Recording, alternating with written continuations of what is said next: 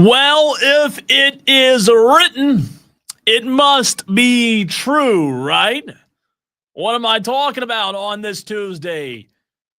Could Dabo Swinney be linked to an SEC opening? That is the title of an article on the Clemson Insider, and that is where we start the show today. Welcome into Wire to Wire. I'm Cole Bryson. So good to be with you on this Tolo Tuesday. Diesel is out today. He's okay. It was planned, a little vacation day for Diesel, so he'll be back tomorrow as we're live at Ingles Markets tomorrow. But that's where we're going. Jason Priester of the Clemson Insider put out a story, and we're diving full force into it.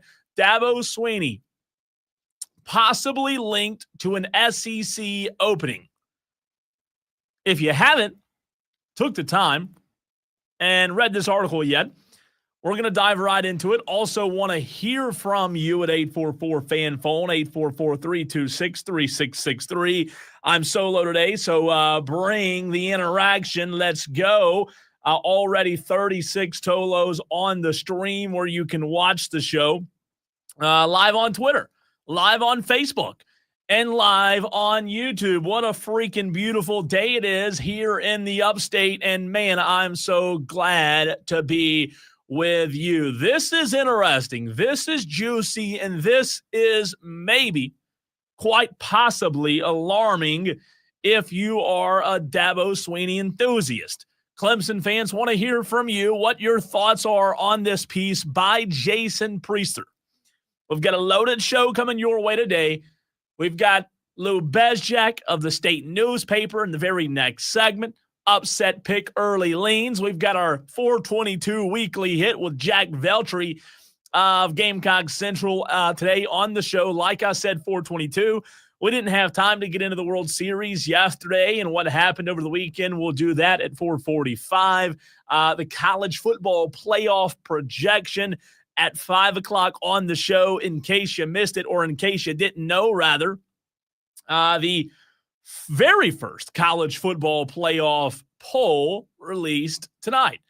Will Vandervort, the Clemson Insider, on the show 522. We'll get into who the Braves hired at 545, and also in the 6 o'clock hour, what Dabo Swinney had to say in his weekly press conference today.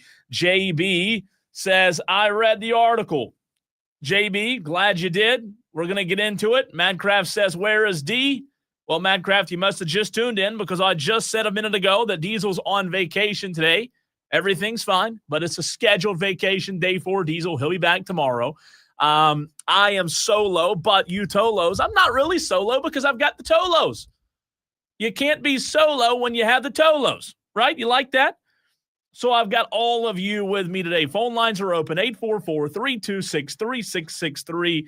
Would love to hear from you on the show today. Again, the Hub City Spartanburgers text line is open as well at 844-326-3663.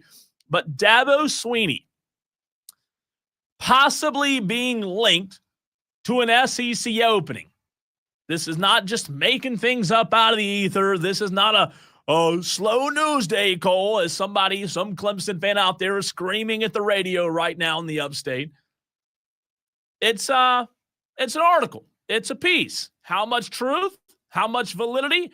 We'll ask Will Vandervort at 522 when we have him on the show. But let's dive into what the article says. Let's unpack it. And then I want to hear from you, Tolos, on what your thoughts are. If you do leave a comment on the stream and I don't get to it, I'm sorry. A lot of comments already coming in. It's hard to catch up on all of them when there's only one of us here today, but I'll try my best. But like I say, if you have something urgent, feel free to call the show. Feel free to call the show at 844-326-3663. So this was written again by Jason Priester of the Clemson Insider. I'm going to get through the article and we'll unpack it on the other side of the article. Here's what it said, though. The Clemson Insider, and again, this was published within the last 24 hours. The Clemson Insider has learned more about possible changes on the horizon for the Clemson football program following the 2025 disappointing season. As we reported on Sunday, major changes are coming to Clemson football, some of which may be surprising. Over the weekend, the Clemson Insider was able to confirm some information pertaining to head football coach Dabo Swinney. Here's what we have gathered. So, before I get into this, Tolos, in case you didn't know, Will Vandervort of the Clemson Insider put out an article, a piece on Sunday talking about tension inside the program. I had that article, I retweeted that article, by the way, on my personal account at the Cole Bryson, and put a couple of the quotes from the article in there as well. It's really interesting when it comes to maybe some turbulence on the plane that is Clemson. But the Clemson Insider's Jason Priester goes on to say, as you know, Auburn dismissed Hugh Freeze as head coach on Sunday. The Clemson Insider was told by a source on Saturday that if the Auburn job became open, to watch out. The same source also indicated that there is another Southern school that is also worth keeping an eye on with Swinney. That school currently does not have an opening for a head coach. The article goes on to say, keep in mind, there is some tension going on between Swinney and the school's administration. The Clemson Insider knows there are several things Swinney is being asked to change within the program, and we can also tell you the head coach is not fully on board with all of those requests. One source told TCI, the Clemson Insider, that at least one Board of Trustees member is not happy with the current direction of the program. The quote from that Board of Trustees member was and is, "Something has to change. This is not acceptable." That's what the Clemson Insider was told as a direct quote by a Board of Trustees member. It closes by saying, the article does, while we do not know that Swinney is an official candidate for the opening at Auburn, we can tell you that our sources have indicated that Auburn would be a perfect landing spot for Swinney if he decides he wants a fresh start elsewhere. Although it may be a good landing spot, we know that Swinney has turned down multiple SEC jobs in the past. The Clemson Insider is still gathering more information and will pass that along as we learn more. So, a lot to unpack there. A lot to unpack in this article from the Clemson Insider. And I want to hear from you again at 844-326-3663, the Hub City Spartanburgers text line. You can also call the same number. The phone lines are open as well. Texter gets in by saying, let it go. Dabo isn't leaving. Talk more about your Gamecocks. Didn't Lamecocks just pay an Ohio State recruit $10,000 to come and visit? Didn't hear anything about that from you yet. Well, Texter, number one, appreciate you listening to the show. And number two, appreciate you interacting with the show. It sounds like you're disturbed. Number one, you say your Gamecocks. Are you talking about my Gamecocks or the station's Gamecocks? What are you referring to there? Because I didn't grow up a South Carolina fan. The station doesn't carry South Carolina as the flagship. So it sounds like you're having either one, a bad day, or you're just a Clemson fan that's really upset about how the season's gone. Again, would love to hear from you. You can call the show. Phone lines are open, and we can dialogue back and forth as I am solo today. Or if you just want to fire off a text message and do it that way, that's fine too. But you asked the question, South Carolina paying an Ohio State recruit $10,000 to come and visit. You hadn't heard anything about it yet. Well, guess what?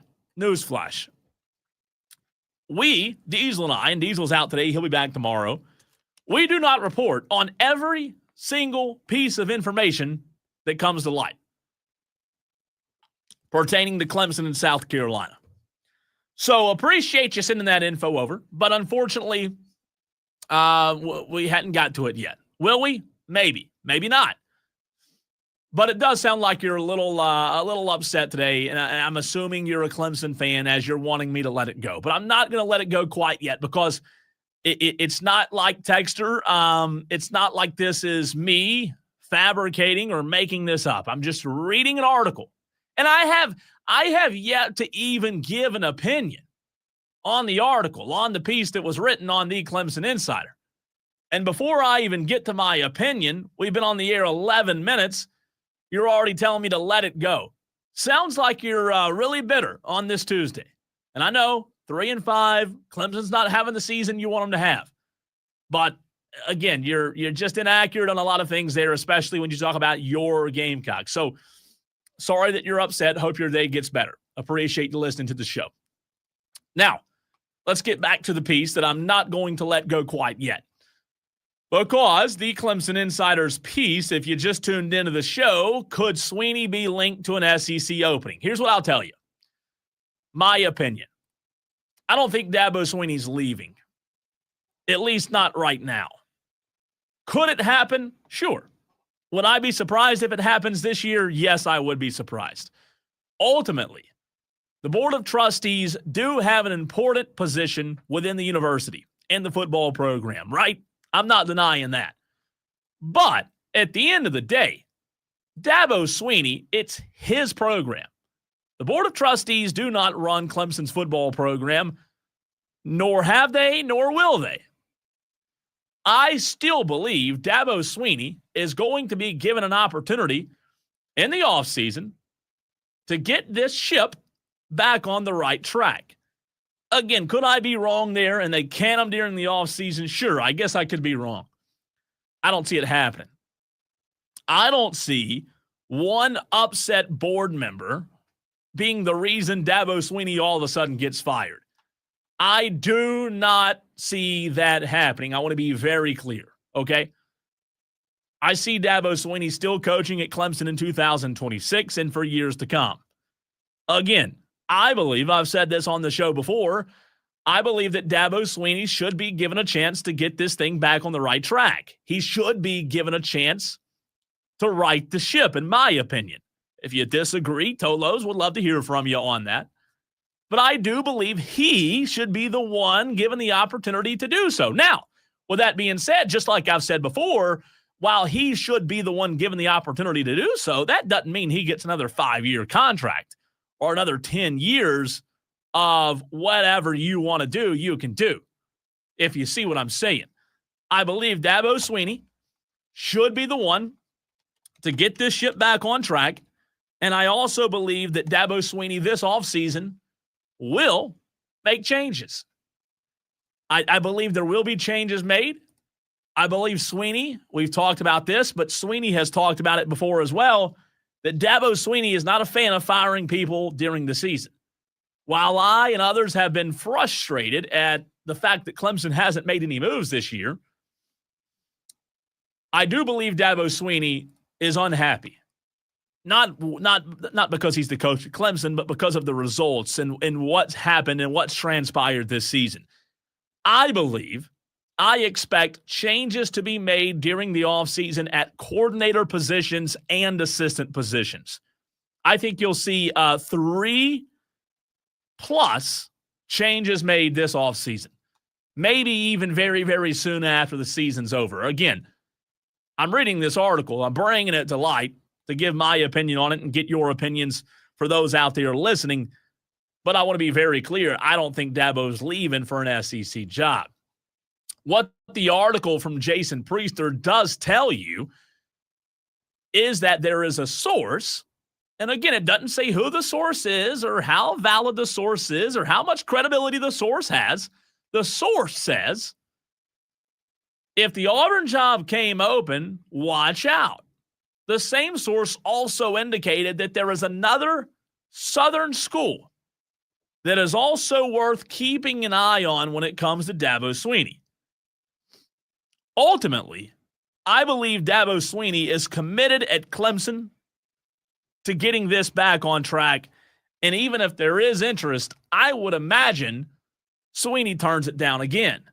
Now, could the unrest Could the unrest and tension continue to build and go in a direction that's not positive for Dabo Swinney and Clemson? Sure, it could. It could. It could start by them losing another game at home this Saturday night to Florida State. And it could end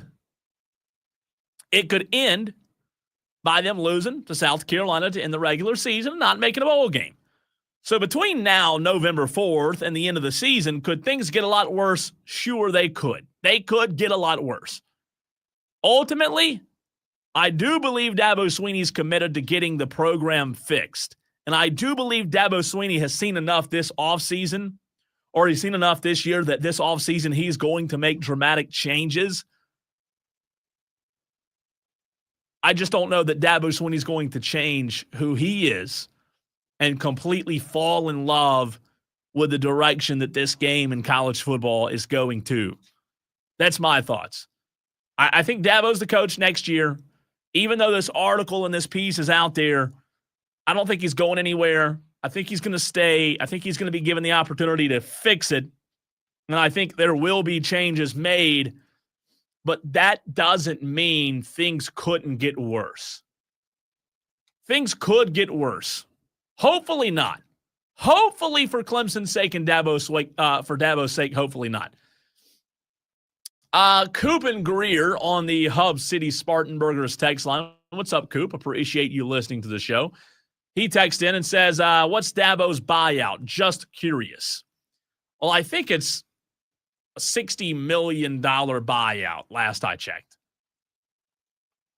I think it's $60 million or close to $60 million. Again, that number might be a little off from the last time I looked, and Tolos, please correct me if it is. But I think it's an astronomical amount. And that's why I'm thinking it's $60 million.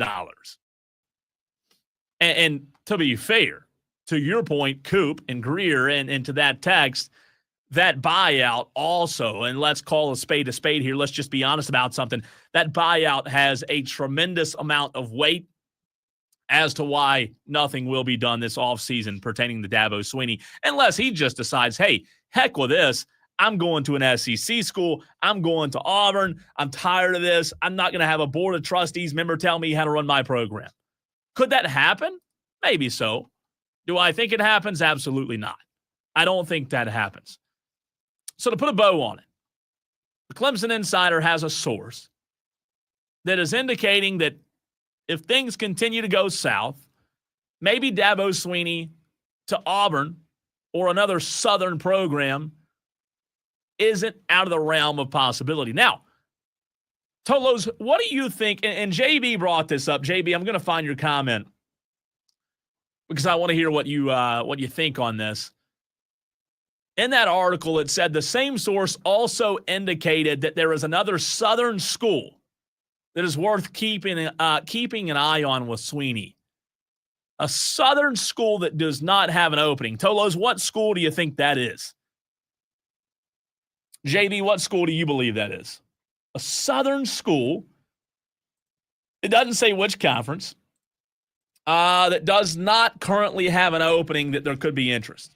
And again, I think it all goes back to the point of, is this source that the Clemson Insider has, how credible is that source? It's worth bringing up. It's worth keeping an eye on.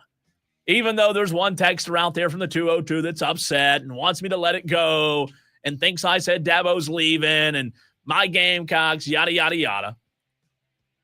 It's worth bringing up. It's worth keeping an eye on. I didn't write the article, texter.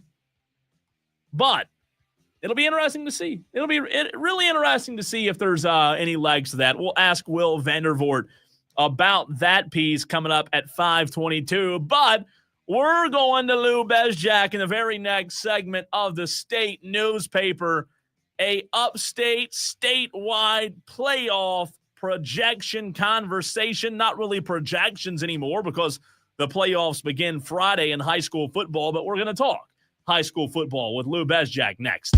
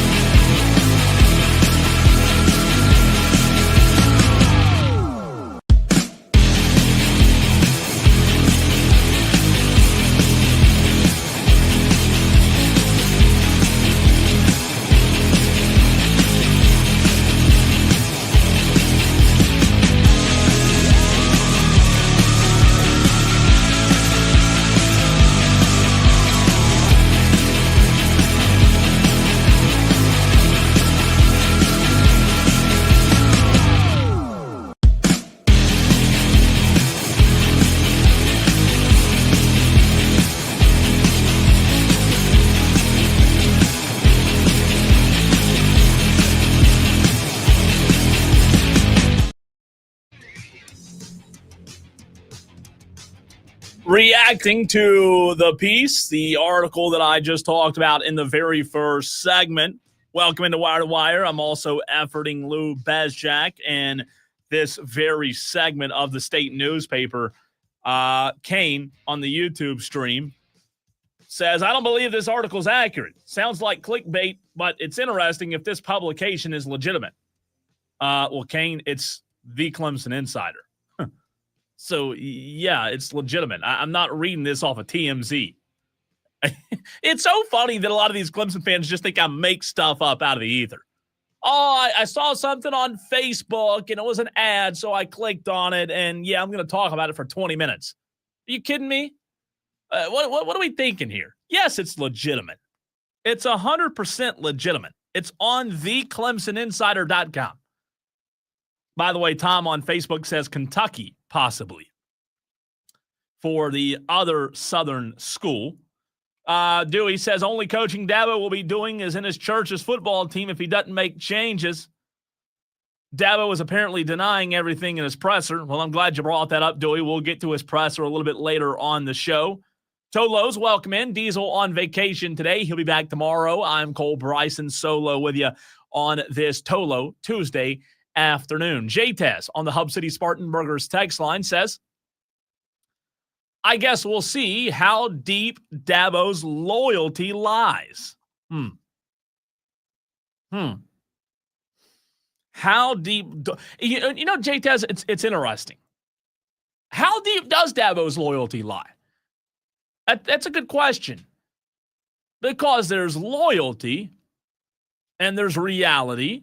And Dabo Swinney, but make no bones about it. Dabo Swinney has been very loyal to Clemson. Very, very loyal, right? To Clemson.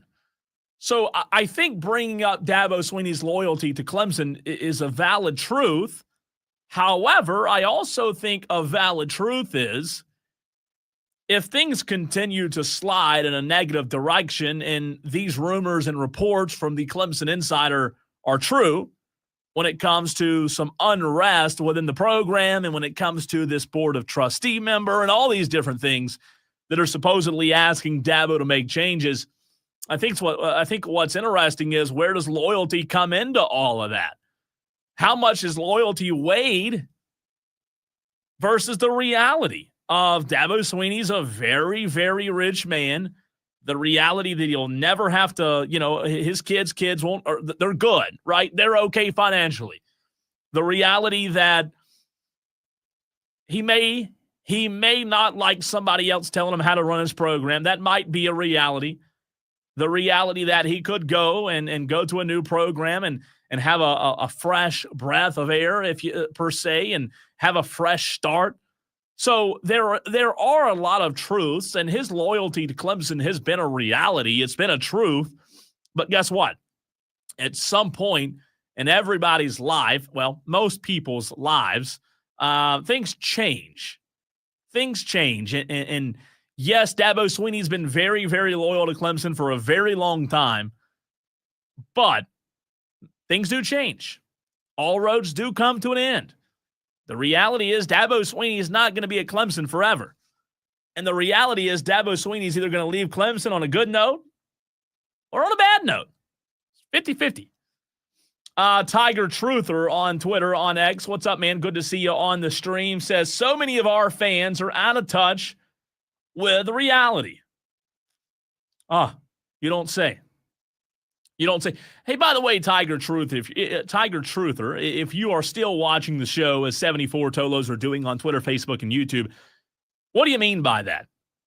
I was supposed to have a guest join me in this segment, and he got tied up with something, so we'll keep it on this subject for now. We got to get to some NFL stuff because it's been a wild day in the NFL, but I would love to hear what you mean by that. Again, Tiger Truther on X in the stream says, so many of our fans are out of touch with reality. Unpack that a little bit, if you don't mind. You're welcome to call the show at 844-326-3663, whether you're listening in Spartanburg, Greenville, Anderson, however you may be watching or listening to the show. I love to hear you go into depth a little bit more on that. Kane on YouTube says, How much loyalty does Clemson have for Dabo? This is the first year in a very long time that it's been a bad year. Let's give him a chance to make things right.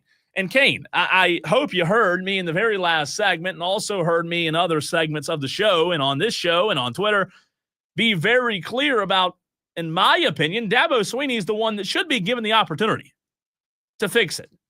Now, let's be clear about something. This isn't the first bad year. Last year was not a great year, but you backdoored yourself into an ACC championship, which gave you a playoff berth, and everything seemed okay. But if you really remember last year wasn't a great year. So let's not act like this is just boom, out of the blue, popped up out of the blue. It's an anomaly, and this is the first time this has ever happened. I wouldn't go that far. My point with that being said, Kane, is I would love for you to answer this question. And Kane, you're more than welcome to call the show as well. 844-326-3663. When you bring up this being the first year of Clemson having a bad season, and again, want to be very clear, I do not think Dabo should be fired. I think Dabo should be the one given a chance to turn this thing around. However, I would love for you to answer the question, Kane, of this. Answer this question. And other Clemson fans out there, answer this question as well. You can either text it in on the stream, call, or just answer it in your own head. In this new era of college football, Kane and other Clemson fans out there, in the new era of college football since NIL entered the sport in July or September of 2021, something like that. Since NIL entered the sport and the transfer portal entered the sport, has Dabo Swinney been great? What's Dabo Swinney done in the new era of college football? Yes, he won an ACC championship. Yes, he's won he's had double-digit win seasons. Yes, they've beaten South Carolina, but in this new era, and this is why I think it's very important to recognize when you talk about Dabo Swinney's past, that's perfectly fine and dandy. But what has he done in this era of college football? What has Dabo Swinney done in this new era? I'd love to know the answer to that. What's he done in this era? Kane says 10 years ago, would 9-3 have been a good year or a bad year? The goalposts have shifted. How many bad years did Bowden have? Was it all of them? Was Bowden the bad coach? Well, Kane, here's the problem, man. What you're failing to realize is Dabo Swinney set the standard at Clemson. And Dabo Swinney said the best is the standard. Dabo said that. Not us, not me, not you, not Clemson fans. Dabo said that. So when you say the goalposts have shifted, well, guess what? We haven't shifted the goalpost. We're just standing by what Dabo Swinney said from the very beginning. We're just standing by the fact of the matter that Dabo Swinney said the best is the standard. And let's just call a spade here, Kane and other Clemson fans. In this new era of college football, there has nothing, the Clemson has not played its best. There's been nothing great about Clemson football in this new era. And I think that's the biggest thing that Clemson fans failed to realize. There's been nothing great about this new era in Clemson that like the two just haven't matched. So we're not moving the goalpost. We're just saying, look, Dabo set the standard. The game's changed, and Clemson fans expect Dabo, even if he doesn't like the change, Clemson fans expect Dabo to change with the game so that Clemson can still be competitive and still live up to that standard that Dabo Swinney set. We're not setting the standard here, Kane. We're not doing it. We're not moving the goalpost. Your coach set the standard, period. If you don't like the standard that was set, that's on him. But his success and what he did set the standard for Clemson football. And now he's not living up to it. That is a fact. He'd admit that. Most Clemson fans would admit that. If you don't like it, I'm sorry. But he's just not living up to the standard of this new world. He's not living up to it. Does that mean he should be fired? No, I've said that a million times. But it does mean that something's got to change. It does mean that he's got to take a hard look in the mirror and a hard look at this staff and all of the staff members that are dead weight right now, the Clemson guys. I mean, how many of them freaking have the Clemson ties right now? You've got to take a hard look at your staff, coordinators, assistants, recruiting, Mickey Kahn, Tyler Grisham, all of them, because they're not living up to the standard. And it starts with recruiting and development, period. That's where it starts. If you're not getting the right guys in the program, you're off to the wrong start. Hey, and by the way, your defensive coordinator a couple of weeks ago stood in the press conference and said, pretty much, I don't have the right kind of guys in the program. Your defensive coordinator said that. That is a direct reflection on your head coach. They're not recruiting the right way. They're not developing players the way they used to. Go look at the recruiting rankings. Look at the results on the field. You can talk about all the past ACC championships you want until the cows come home. But it all starts with recruiting and development, and Clemson's dropping the ball there right now. They're simply dropping the ball, period. All right, let me get to Tiger Truther. A long post here. It's okay. I want to put it on the stream so those watching, the 84 watching, can read it. Tiger Truther says, I guess I'm more upset with the ones with this blind faith in Dabo. The past 4 years have been nothing but letdown after letdown. Since the transfer portal arrived, we have just been behind as a program. Nepotism hires and Dabo not conforming to the current landscape is the reason. Yet the ones with blind faith cannot accept that. Wow. Tiger Truther said that. Cole Bryson didn't say that, so don't come at me. By the way, I agree with you 100%, Tiger Truther. I agree with you 100%. Kane says, all I'm saying is give him a chance. Yeah, he has regressed, but I'm not going to turn my back on him because of this year. And if they continue to have terrible seasons, Kane, you'll be right there with them. You know, we got to stand behind them. That's fine, stand behind them. But I'm sick of losing. JB says, I agree with the bizarre year with all these coaches being fired, but you can blame this on a coach like Cignetti at Indiana. He took a 3-9 team the year before, and he came and had 18-2 record since. And JB, to your point, I agree with you. I agree with you. I've said on the show multiple times, it's not hard for Dabo to turn this thing around because of the portal and because of NIL. If Dabo Swinney is committed to turning it around, I personally don't believe it's going to be that challenging. I think Dabo Swinney can do it. And I also believe that Dabo Swinney, when the portal and NIL hit, if he were to have grabbed the bull by the horns then and said, you know what, I don't like this, but this is my job, I think Dabo Swinney would still be winning national championships because that's the kind of person he is. But he didn't do that. He said the day that Clemson or the day that players start getting paid is the day I'll quit coaching. He also said that a lot of the reason they're not getting transfer portal guys is because a lot of those transfer portal guys aren't good enough to play at Clemson. Well, that's simply not the case, right? Chris on YouTube says, as a Clemson fan, this is non-story about Dabo getting fired, and if Graham Neff was to consider, it would be a terrible decision.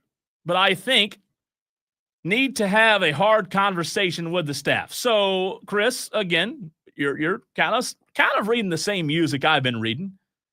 When in terms of, I don't think he should be fired. I don't know how many times I have to say that, but there is change that's needed. Kane says, who's to say he hasn't evaluated his staff and the performance, but doesn't want to burn everything down like a madman before the season ends? Well, Kane, my only pushback to that is Beamer's firing people. He's firing Lonnie Teasley. He's firing Mike Shula. You know why? They want to win. And if I'm a fan I don't care if you don't like firing guys mid-season.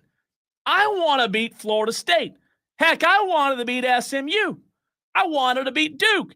And if it means firing somebody for us to win Saturday, go clean the freaking office out.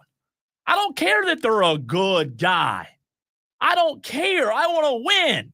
And if it takes firing somebody to win, then so be it. So be it.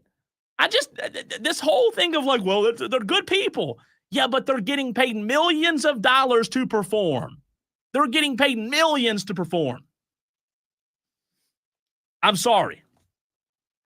That's just, they're getting paid millions. I want to go beat Florida State. Not hold on to the same coordinators and the same assistants and the same fat that's dragging this program down. Make the changes, have the hard conversations, and go win Saturday. That's all I'm saying. On the Hub City Spartanburgers text line, Eric Hines gets in and says, I'd rather talk about the Cowgirls sucking. Fly, Eagles, fly. Well, Eric, the Cowgirls, and I'll call them the Cowgirls because they do suck. I don't have much to say about that other than it's embarrassing. It's embarrassing. I'm embarrassed as a fan, and I can't really rebuttal your trash talk. Texter from the 202 says ACC championship and playoff berth last year. Doesn't matter how he did it. Many teams would do anything for his accomplishments. Again, Texter, I'm not denying his accomplishments, but I'm asking about his accomplishments in the new era of college football. Simple as that. Y'all act like a lot, not all of you. Some of you act like I want the guy fired today. I just want change. I want answers. I want the people who are getting paid millions and millions of dollars to get this program back on track. That's what I want. I don't care if it's Dabo Swinney or somebody else. I want the program back on track. I want to win. And I hope it's Dabo Swinney. I do. I hope it's Dabo. But right now, we can't just sit here and act like, it's all good. It's what, like, what have you done for me lately? That's the world we live in. Texter says he also can't get into the portal until the season's end. He will have no doubt. Texter from the 754 says, I personally think we have the talent. I don't think we have the coaches to develop them. Again, Tex says, I personally think we have the talent. I don't think we have the coaches to develop them. Good stuff. Really, really good stuff from you, Tolos. Even those that disagree with me appreciate the interaction. And we're continuing the conversation. Hey, look, let's keep this interaction going all show. Y'all are freaking awesome. Letting it rip. Kane, Dewey, Dan B.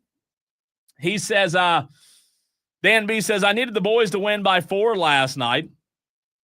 If they would have, I would have had an $80 payday.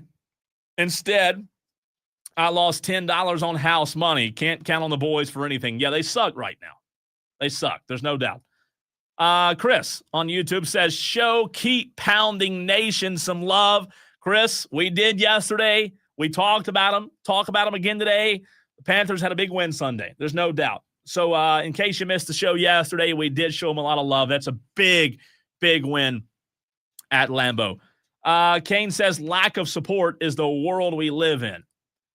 All right, we've got to run to a break. We have our headlines, and boy, are there a lot of headlines today, especially in the NFL. Daily Wires, next.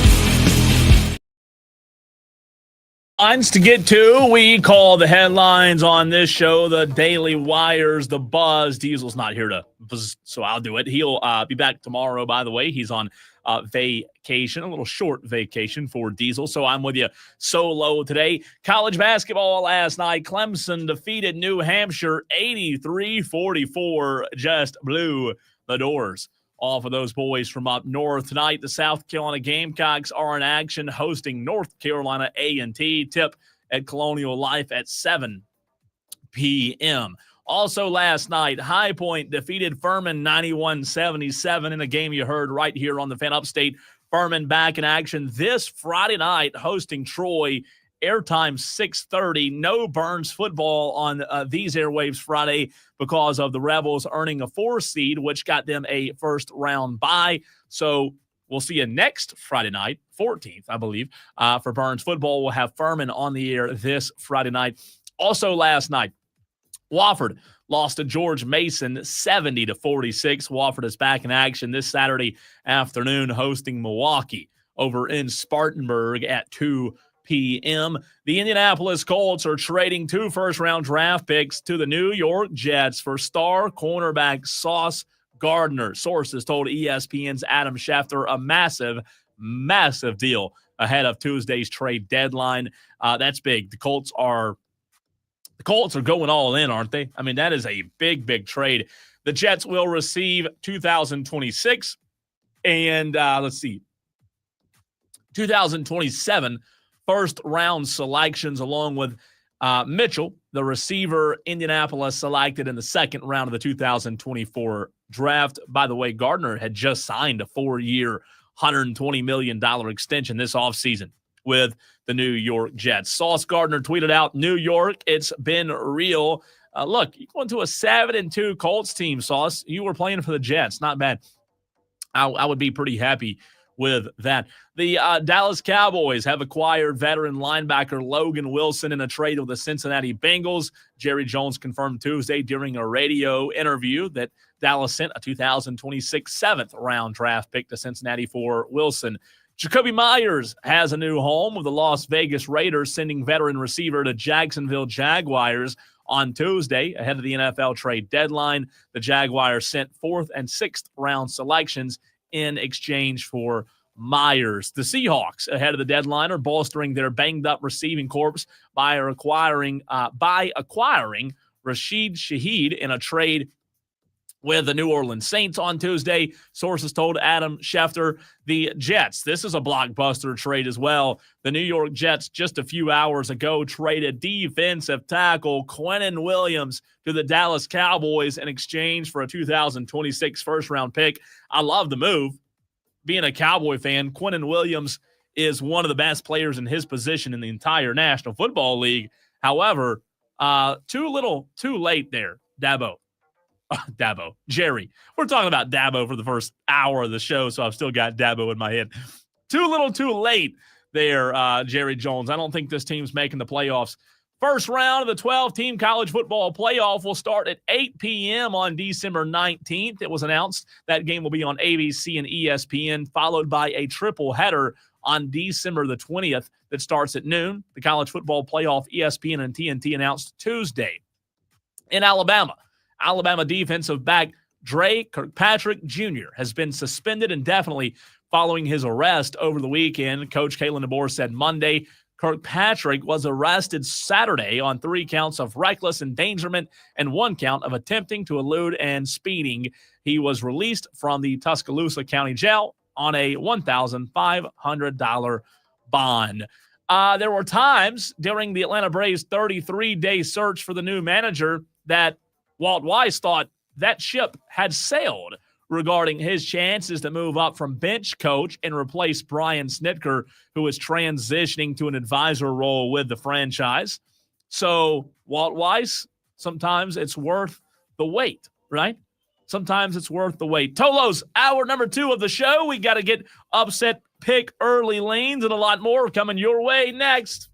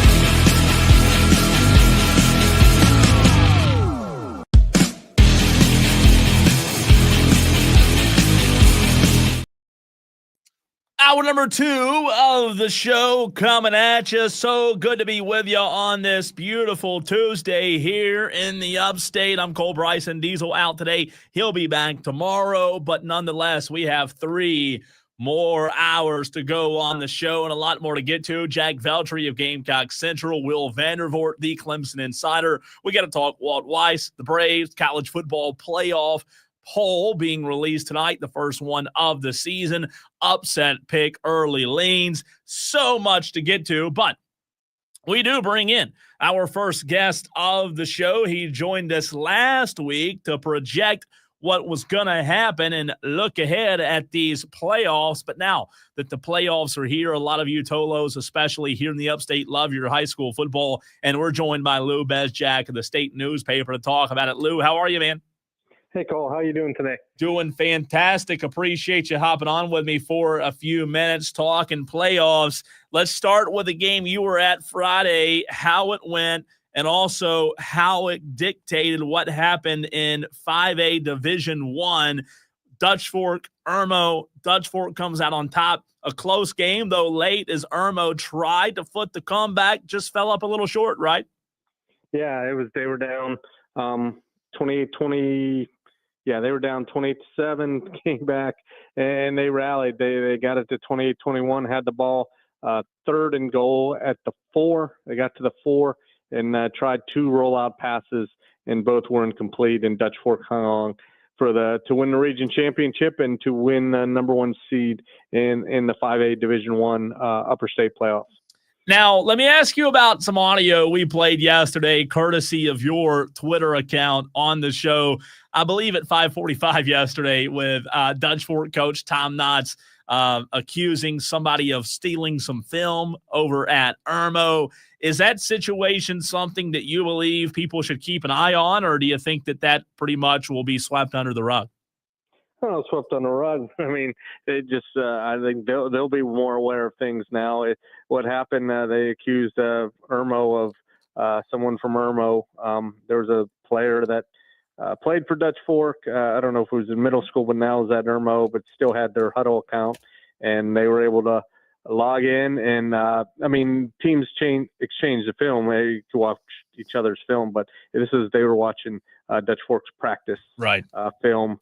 And Coach Knott said someone logged on at early as Friday morning at 6 a.m. watching 2 hours worth of film going into Friday night's game. So, yeah, there was definitely some tension in the air before kickoff last Friday. We're joined by Lou Bezjak of the state newspaper. If you have a question about the high school football playoffs for Lou, send it in on the Hub City Spartanburgers text line, 844-326-3663.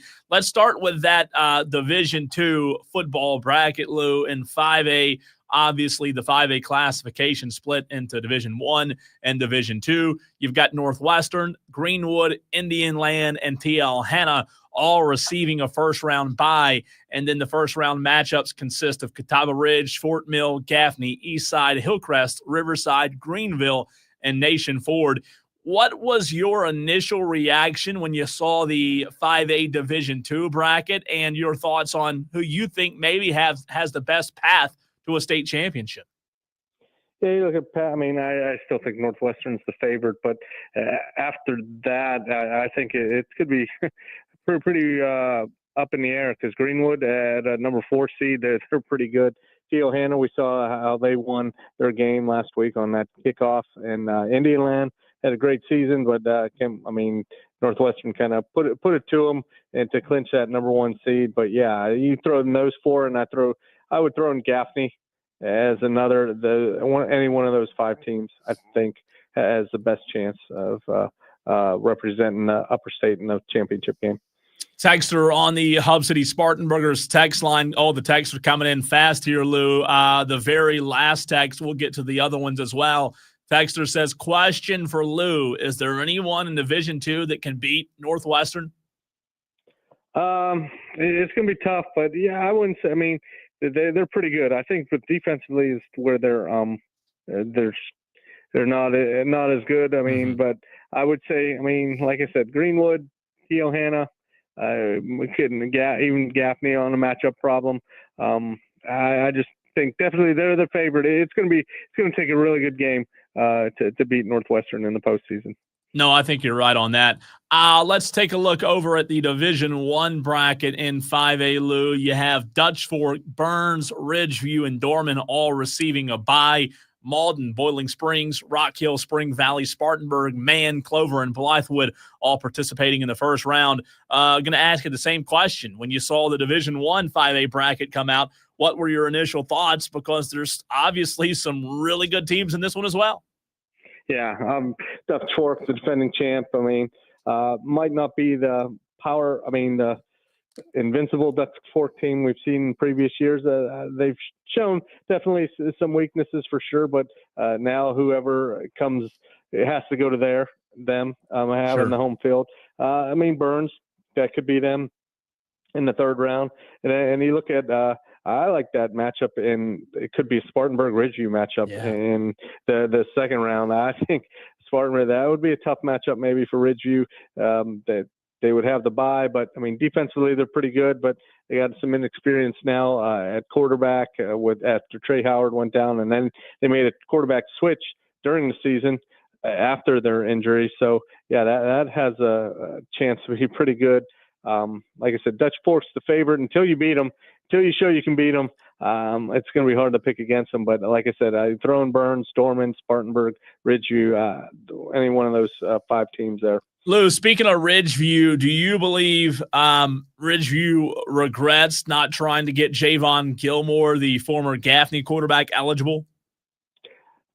I think they wouldn't say it publicly, but maybe, I mean, I think maybe some of the players would. I think it would have gave them their best chance, I think. But for some reason, if they think he couldn't have been eligible for the playoffs, and then they think that it wouldn't have worked it wouldn't have made sense to have a different quarterback during the regular season. So I think maybe down the road, I think it is, but I mean, I think they were confident that with the guys they had on the roster, plus they didn't think, I don't think that they could have won their appeal. That's my my thoughts. Not trying to put you in a bad spot, just curious. Yeah. I had this brought up over the weekend. Somebody brought it up to me about the Division I, Division II bracket. And it was a Greenwood fan. So, of course, with Greenwood being Division II, the fans are going to react to that one a little bit different. And the Greenwood fan said, man, Division II is a gauntlet. I mean, this is completely unfair. And I said, well, you want to go play Dorman and Ridgeview and Burns and Dutch Fork and Spartanburg when their running back's healthy? I don't look at it that way. I think there's some tough teams in both. Do you, Lou, feel like one's tougher than the other? I think in Division II, I think Division II Upper State definitely is a lot tougher than Division II Lower State by far. I think Irmo has a very easy path to get back to the state championship. Nothing against, Berkeley or White Knoll teams that they could face. I think definitely the Upper State definitely is a tougher path, and they have a point there. But overall, if you would just have one classification, yeah, it would be really tough. But yeah, I could see their point. The 5A Upper State in Division II is definitely a lot harder than the Lower State in Division II.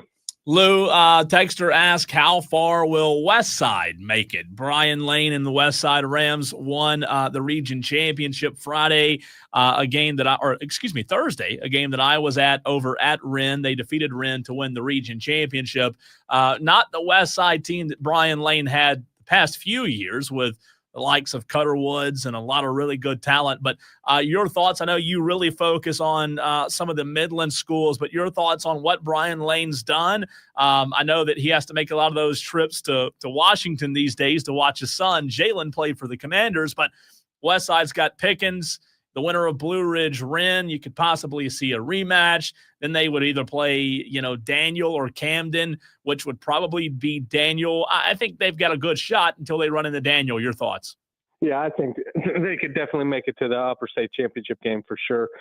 With their bracket, they should be Pickens. I think they should win the following week. It is a good job. I mean, a lot of people counted them out earlier in the season. Yeah. They lost so many players coming off the state championship, and then they struggled. It's up. I don't know if Daniel's I mean, they're good, but I don't know if they're the team that everyone fears in the upper state there. Sure. So, yeah, I think they can get to Daniel. I think if they would get past there, I think it will be tough to get past South Point. I think they're definitely a clear-cut favorite, but I could see them getting to possibly the upper state championship game. That wouldn't be out of the possibility. Texter, we've had 2 texts about this now.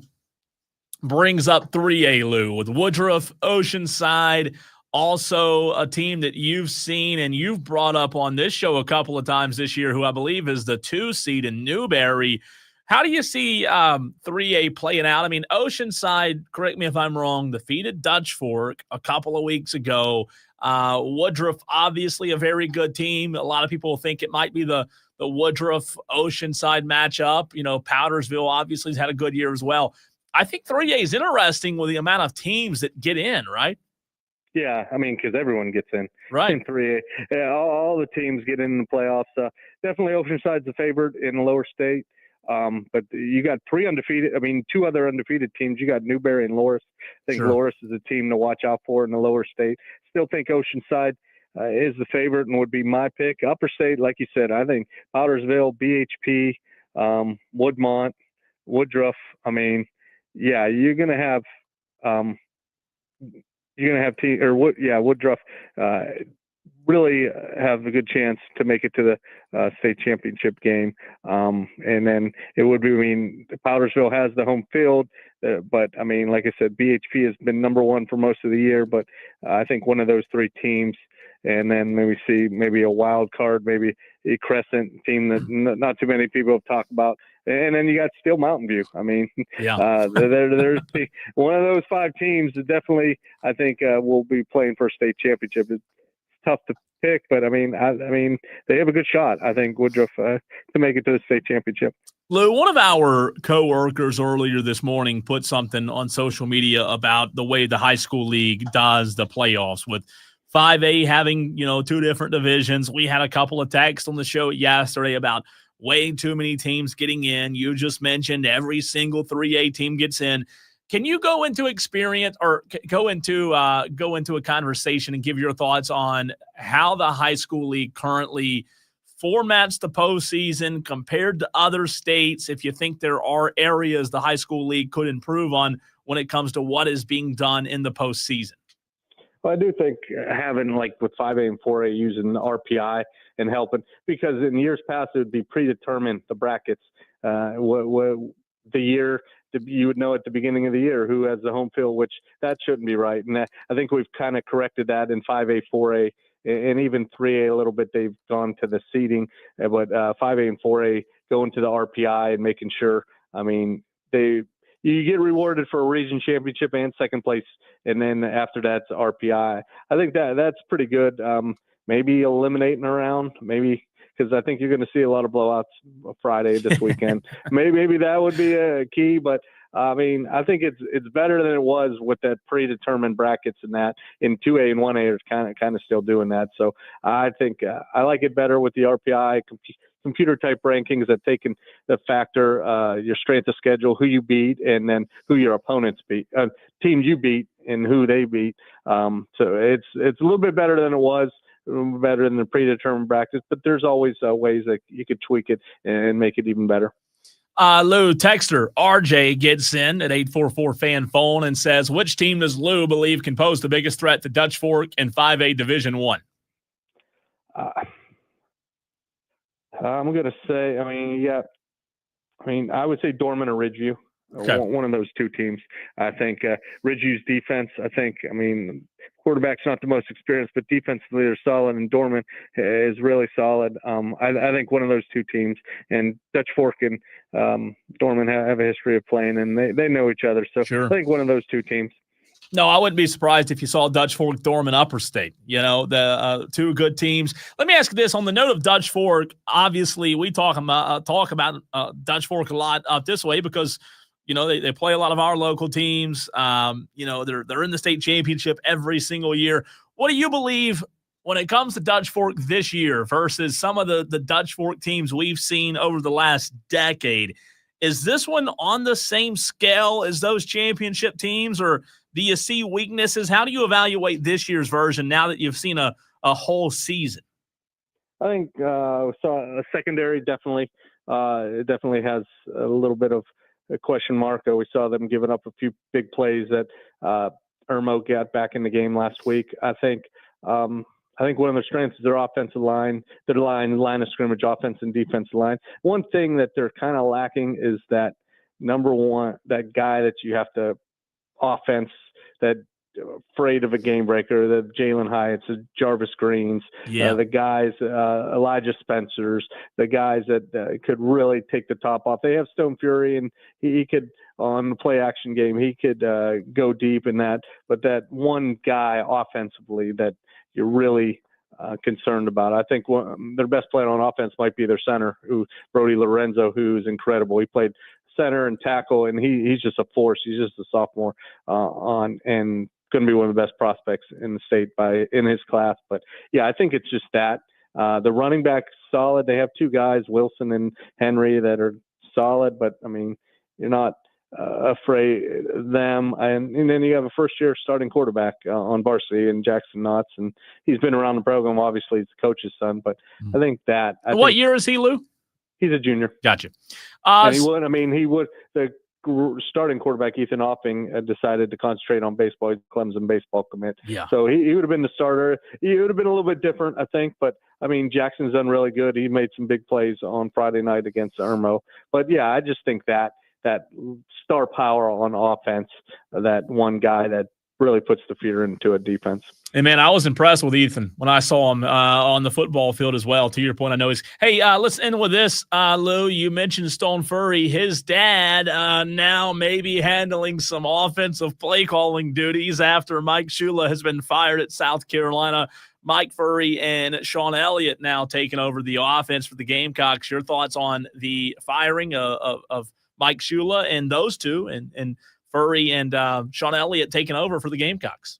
Yeah, definitely. It's been a kind of a year to offensively. They've struggled. And that was shown again against Ole Miss on Saturday. Yeah, definitely a change to be made. I don't know. They'll have that bye week. I think comes at the right time, and see if they can get a spark and or juice in that offense. Just something seems a little bit off with Sellers missing some throws and just the offensive line. It's just been not been a great year. Not cohesive on offense. So maybe that change and more of a different guys on different voices. You have Elliott and Fury, and I'm sure Shane Beamer's going to have his input, more of a collaborative effort on offense, and see if they could get this thing going in these last three games.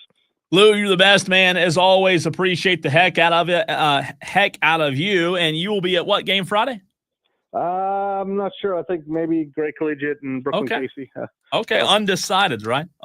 Yeah, Gray Collegiate BC. It's two local teams. Try to hit two local matchups. So. Well, always appreciate you, Lou. Talk to you soon, man. Thanks, Cole. Appreciate it. Lou Bezjak, the state newspaper, talking high school football playoffs, round one. Again, no Burns football this Friday. We have Furman Hoops on your radio dial Friday night. Pre-game show at 6:30, tip at 7, Burns on a bye. And we will see you next week for Burns hosting the winner of Spring Valley Rock Hill. We continue the conversation of, let's see, every Tuesday. Yeah, it's 4:22 already. Every Tuesday at this time, we're joined by Jack Veltri, Gamecock Central. Jack joins us next.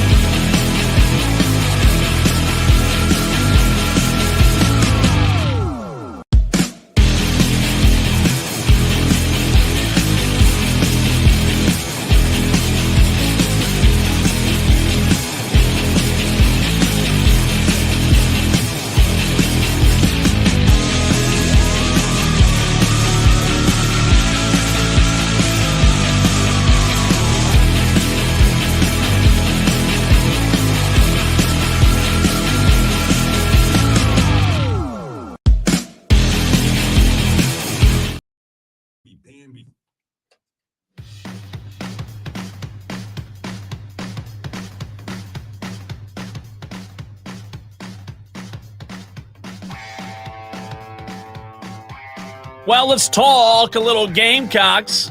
Why don't we on this Tolo Tuesday edition of the show? So good to be with you. I'm Cole Bryson. Diesel out today on vacation. He will be back tomorrow every single Tuesday during football season. At this time, we're joined by Jack Veltri of Gamecock Central. Jack, how the heck are you, man? As always, appreciate you hopping on with us. Nah, man, appreciate you having me on, and happy to be here, talking with you again, Cole. And you haven't been fired, unlike Mike Shula, who was fired over the weekend. Starting with that, trying to make light of the situation because it's been a tough year in Columbia. Your reaction, Jack, to the news that Mike Shula was not going to make it through the entire 2025 season? It was about time, I would say. And then, my stance on it is Beamer had to make this move. I mean, 10-game sample size just was not good enough. But in my opinion, I think this was just made too little too late. I think this probably should have been made after probably the LSU game, along with Lonnie Teasley. For whatever reason, I just don't know why that wasn't the case. But here we are now with 3 games left to go, and you're 3-6 on the year, and I just don't know why it took until now, but here we are. Jack, I want to go back in time to the bowl game. One of our listeners brought this up yesterday, and I talked about it for a good while. When the bowl game happened, South Carolina lost. They didn't look great offensively. They didn't look, it just didn't look like the same Lenore Sellers, right? There were Gamecock fans who complained about it. I said, hey, give the guy, talking about Mike Shula, give the guy the benefit of the doubt. It's one game. He literally has been the play caller for like 2 total weeks preparing for the bowl. Maybe yesterday, I don't know if the Tolos wrote it down because, they'll tell you I don't say this often, but I might have been wrong when it comes to the bowl game.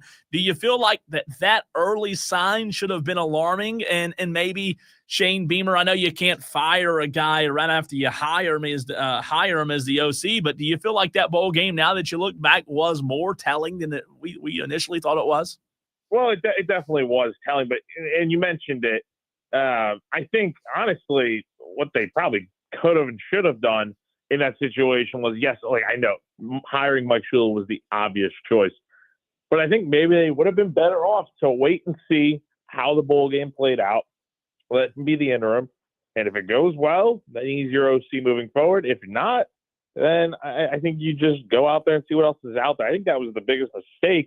Now, to be fair, they had 390 yards of offense in that game and only scored 17 points, so I think you probably would have brought him on either way, but still, I just, I don't think we could have known in that case what it was going to be, but there were some signs in that game where it's like, oh, Lenore Sellers isn't really playing like the Lenore Sellers we just saw against Clemson or any other point in November, or the offense just wasn't operating the same. But it was one game at the time, and now we've seen that it's turned into 10 games of kind of the same thing. So now that Mike Shula is no longer the offensive coordinator, Jack, do you believe what I said a couple of days ago to be true, that this is now Shane Beamer's biggest decision, biggest hire? I don't want to say the final straw, but the reality is if he hires an OC and it flops again, it could be Beamer who gets the axe. Do you feel like this is now the biggest and most important decision Beamer's ever made when it comes to the hiring of the next offensive coordinator? I would say it probably is, Cole. I mean, this will be his 4th offensive coordinator hiring, heading into his 6th season as head coach, assuming he still gets there next year. It really is going to be a big one because, look, you've made a few in-season changes now. You fired your offensive line coach. You fired your offensive coordinator in season. I mean, at some point, the responsibility falls on his shoulders, which it does in all respects anyway. But, yeah, at some point when you're looking to make changes, if it's not going well, the head coach is going to be the reciprocate of what's going on. So we will see what happens going into next year. But Cole, my thought on is if things are going about the same as they are right now, going into next season and midway through the year, I just can't see a way in which Shane survives this. But I mean, it really will depend on how this this offensive coordinator hiring goes. Who do you think's like, I'm not asking for a specific name, but like when you look at Lenore Sellers, you don't know if Lenore Sellers is going to be your quarterback. You don't know if Cutter Woods is your guy next year. The quarterback position is uncertain as of today, and Beamer talked about that. I believe he was asked about that in the last time he spoke to the media. So when you talk about bringing a guy in, there's uncertainty around not only him, but the quarterback, the most important position on offense. What do you think Shane Beamer now looks for in the next OC? Well, he kind of talked about it a little bit the other day, Cole, when we spoke to him on Sunday, was he's looking for somebody to take the next step with this offense and help develop the quarterback room. It's a little vague, but he didn't want to get into too much detail of what exactly he's looking for. But, I mean, if you're asking me what this next coordinator needs to do with this offense, it's, number one, run an offense that's more catered to the college game. Yeah. This whole pro-style offense thing that South Carolina's been running this year just does not work. It's just – this is not the type of offense you run with a quarterback like Lenore Sellers. Now, if you want to say it's getting him ready for the NFL, great. Well, it's probably actually helped him regress a good bit and probably fallen a little bit on some mock draft boards, I would imagine. Though I'm sure Lenore is still a first-round pick. He's probably fallen from a high first-round pick to a low first-round pick. So it's just the offense has been really, really bad this year. And so I think you just got to go away from what you tried to do this year and run an offense that is entirely different, more so catered to the college game, something similar to what we kind of saw last year with Dow Loggins and how much more successful a guy like Lenore Sellers was in his offense. Do you believe, Jack, and I think we've asked you this before, but do you believe as of today, the 4th day of November, Lenore will be back next year? It's a tough question to answer. I would say right now, put me on the spot like you just did, Cole. I'm going to say he's not back next year. Yeah. I think he's still a first-round pick, in my opinion. We know how much money first-round picks make. We know that's not always guaranteed you're going to be a first-round pick. And I say that because I feel like Lenore's stock is lower than last year. Because if he were draft eligible last year, we know he would have been gone. He would have been a high first-round pick. I think he's still going to be one heading into the 2026 draft. But if he were to come back and kind of have the same results as he did this year, I think that would probably definitely drop his stock a good bit into the mid or late rounds. And I mean, if you're Lenore and you see that you're probably going to be a first-round pick this year and you just don't know who the offensive coordinator at South Carolina is going to be and what that may look like, I think you take the money while it's there and go. Yeah, I think I'm with you. If I had to say right now, we're joined by Jack Veltri, Gamecock Central. Gamecock fans, if you have a question for Jack, send it in on the Hub City Spartanburgers text line 844-326-3663. Also, you can send it in on the stream where you can watch the show live on Twitter, Facebook, and YouTube. What was your biggest takeaway, Jack, from the teleconference with Shane Beamer Sunday? Most of the talk was about Shula, so I guess I'll kind of stick there. I'll say one thing. I think a lot of fans are kind of like skeptical or more so like wondering how much say does a guy like Jeremiah Donati have in this with all the changes being made? How much is this Shane Beamer making these decisions? The donors, I mean, what does this all kind of look like? And I kind of asked Shane straight up, when you fired Mike Shula, was this your decision? Was this a Jeremiah Donati decision? How much say did he kind of have in this? Or was it something mutual? And his response was interesting. It was pretty much the fact that he said, quote, it was my decision. It was 100% my decision, 1 billion% my decision. So I think, take it from the horse's mouth of what he said there in that this was Beamer's decision to fire Mike Shula as it was with Lonnie Teasley. But, it's interesting because Shane's never fired a coach in season before this year. Yep. And now he's already fired 2 coaches mid-season. I think it just shows that there's pressure to win, and you're not going to be much better if you don't make changes. Like, you have to make changes and adjust if you're trying to win games. I think there's a little bit of pressure to do that right now. Jack, what do you make of the new guys calling the offense now that Mike Shula has been let go? We know that Mike Furry and Sean Elliott will be leading the offense. What do you expect that to look like? What did Shane Beamer say about that? And do you expect it to look drastically different down the stretch? Well, let me clarify. Shane didn't say specifically who's going to be calling plays. Okay. I think there is those rumors going around about Sean Elliott and Mike Furry calling the offense, but that has not been confirmed yet. And we'll hopefully hear that here from Shane, who's calling plays when we talk to him next Tuesday in media availability after the bye week. But no, I mean, that would make sense if those two were calling plays. Also, don't forget Mark Blackwell, the running back coach for South Carolina, has called plays before as well. So I think what they're going to end up doing with this, I'm not sure, but Shane did say it's going to be somewhat of, the whole collective group effort with the offensive staff calling plays. Now, do I expect it to be much different than what they've got going on right now? I don't know, because you can't really install a whole new offense at this point in the year with 3 games to go and a week before you get ready for your next game. I mean, that's impossible in my opinion. What I will say is, though, I think what can change is maybe adding a few new wrinkles into the offense, not an overhaul, but just adding some other things that maybe you did last year that worked so well with Lenore's. Maybe try to run more of that, but also maybe the timing of when you call plays in certain moments. Maybe Mike Shula called this play on 3rd down, and now you're calling this other play on 3rd down, and it works. Like, things like that can make a big difference, I think, in the offense. I don't think you really – if you can't make a full overhaul scheme adjustment to what you're calling, you might as well try to just see and tweak different things to try and get better results. And do you expect that to look drastically different? I mean, you talk about having a guy like Lenore's, putting him in a pro-style offense with Mike Shula. I mean, if you're a Gamecock fan, what do you expect in these last few games? Do you think it's going to be backyard ball, more what we saw against Clemson last year? I mean, what should Gamecock fans in your mind realistically expect with this change at OC? I think the offense is just kind of what it is at this point. Yeah. I mean, they're going to call a task of going into Texas A&M and trying to win that game.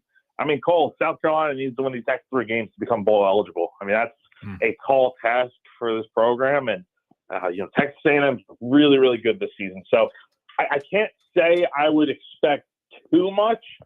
I mean, the offense just hasn't proven to us at any point this season that they're going to magically get it together. I mean, just because they made a change does not mean everything is suddenly going to become peachy and rosy. I mean, you fired the coordinator, that's fine, but you're doing it with 3 games left in the year, and I just simply can't expect them to make a complete overhaul to the scheme that they're currently running. And to be clear, you don't think a bowl game's happening, right? I don't think so. I think it'd be crazy to just say they're going to go into Kyle Field, even if it's at 12 p.m. Eastern time. I mean, that place is rocking, Cole, as usual at Kyle Field. South Carolina's never won there before. And Texas A&M, I wasn't high on them going into the year. They are a very, very good college football team this season. And then, Jack, looking back last week before we completely turned the page, what do you think was the biggest thing that went wrong against Ole Miss? Lenore Sellers didn't play well enough. It's plain and simple. I mean, you talk about he gives you the best chance to win a football game week in and week out. Well, if he doesn't play great, he also gives you the least chance to win a game week in and week out. I mean, he's a very good player, but some of the passes that he missed on, it was just open targets that you would expect him to make these throws and hit them because he's got a good arm. But he just did not make the throws that he needed to consistently enough, and that hurt South Carolina a lot in the end. He was just not very good on Saturday. Yeah, I think I would agree with you there. And then the last question before I let you run, Jack, when you look at the entirety of the season with the firing of Lonnie Teasley, the firing of Mike Shula, is this and this is the toughest question I think I'm going to ask you, is the 2025 season ultimately the start of, I don't want to say the beginning of the end, but when you look at Shane Beamer, if he were to no longer be the head coach of this program, fast forward a year or two, do you think it's in large part due to what happened in 2025? Well, let's say hypothetically he were to get fired in a year or two. Mm-hmm. I would say yes.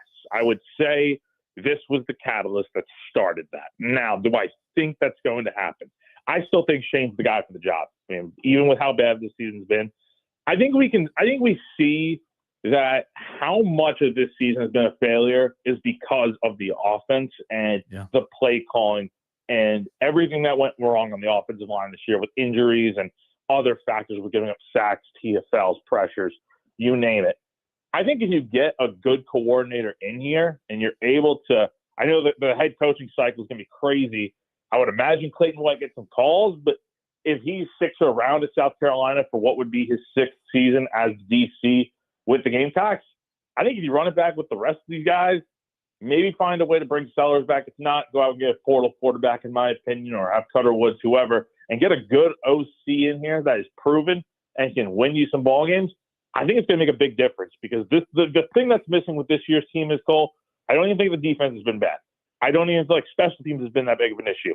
But it's the offense that has been so lackluster. And what do you need to win football games?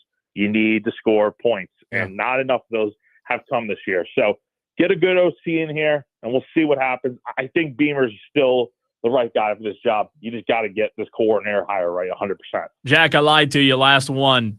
I know your team wasn't there. Your thoughts, was this a great World Series that ended last weekend? Did you partake or did you simply say, no, my team's not there, I'm not going to watch? No, I enjoy baseball. I'm a baseball fan at heart, and I couldn't help but watch some of these games. It was good, wasn't it?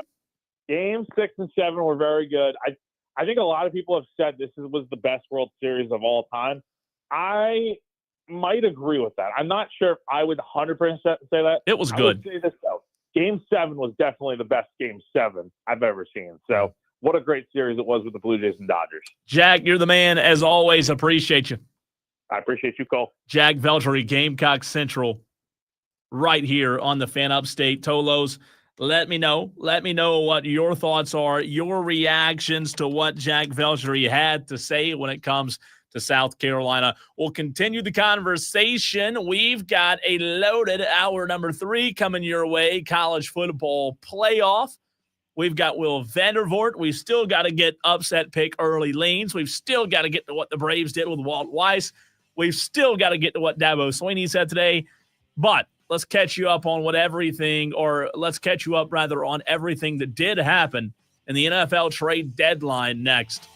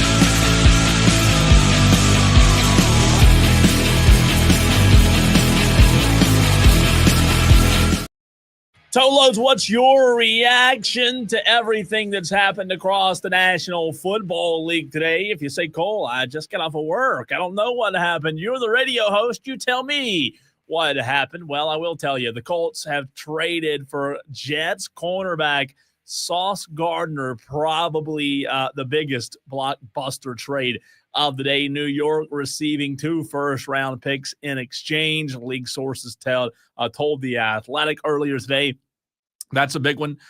Jets cornerback Sauce Gardner now able to go ring chasing. Look, you do like at least I do. I like hearing stories and seeing trades like this. I'll tell you why. Sauce Gardner's a heck of a football player. Sauce Gardner does, at his position, what few cornerbacks in the National Football League can do. So when you see a guy like this get an opportunity to go, if you want to call it ring chase, that's fine, but he's going to the Colts. I mean, who's ever said Colts and ring chase in the same sentence? Ultimately, though, they're a really good football team. So I love seeing stories like this. I love seeing guys that, and let's just call it like it is here, we're in a terrible situation in New York. The Jets stink. Now he's going to Indianapolis, a really good football team, and the Colts are saying, hey, let's pony up. Let's go win this thing. Let's go for it all. I love it. That's a big move by the Indianapolis Colts, getting one of the best in the business at his position in Sauce Gardner. Also, the Dallas Cowboys, after getting their butts whooped last night on national television, are trading for Jets defensive tackle Quinnen Williams.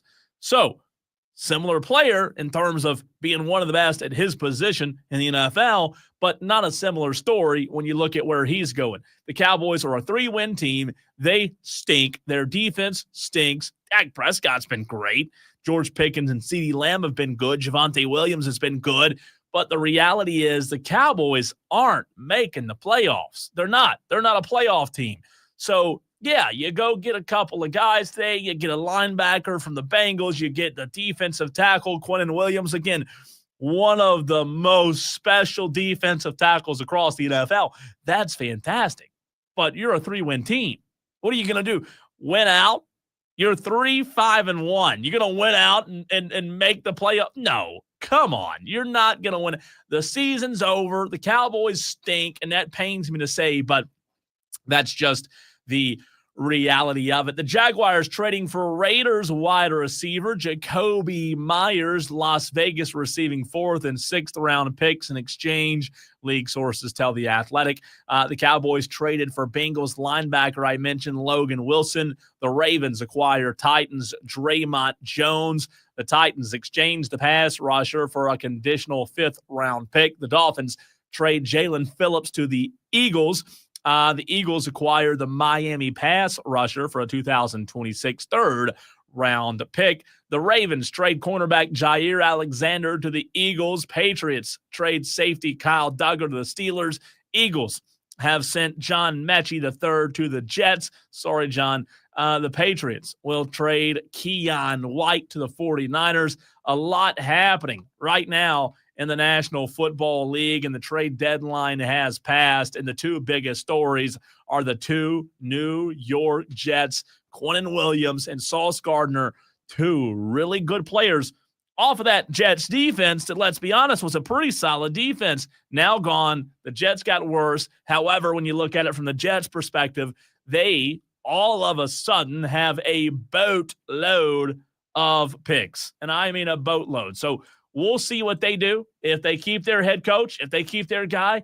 But the Jets, when it comes to picks, are sitting real pretty. So that's what happened thus far. The trade deadline, that is what happened today before the NFL trade deadline. Tolos, I want to hear from you in the very next segment. The college football playoff poll released tonight, the first one of the season. How do you think that'll look? Do you believe Ohio State will be numero uno, or does the playoff committee go Indiana at number 1. Also, let's take a look at some early leans for the Upset Picks Challenge that begins tomorrow, kicks back up tomorrow, if you will. We've got Will Vandervort, the Clemson Insider, coming up. A loaded show still coming your way on this Tolo Tuesday, but let's open the phone lines up in the next segment. Hub City Spartan Burgers text line always open as well. 844-326-3663.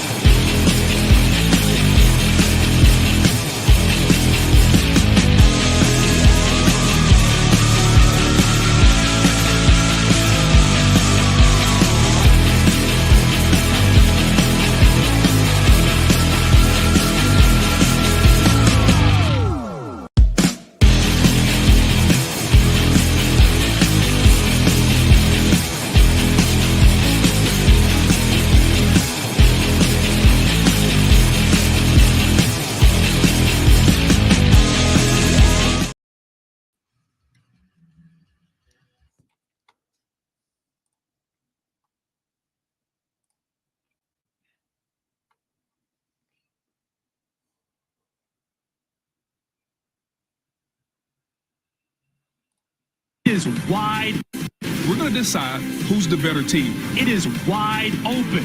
Can you believe it? Who's in the driver's seat to get to the playoffs? The top 25 rankings reveal and 12-team CFP projection tonight on ESPN.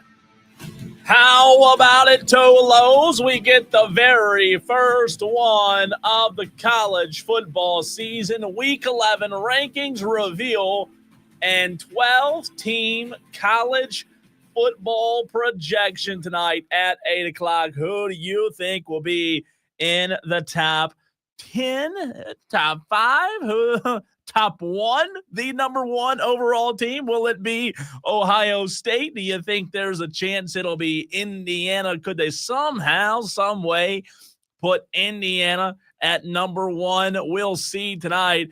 And a college football playoff bracket projection if the season were to end today. Want to hear from you, Tolos. It's 5 o'clock, not somewhere, but here. And the phone lines are open, 844-326-3663. Welcome into Wire to Wire. I'm Cole Bryson. Diesel on vacation today. He'll be back tomorrow. But want to hear from you, Tolos, on two things. Number one, what do you think the playoff will look like tonight? The first rankings reveal when it comes to the number 1 team.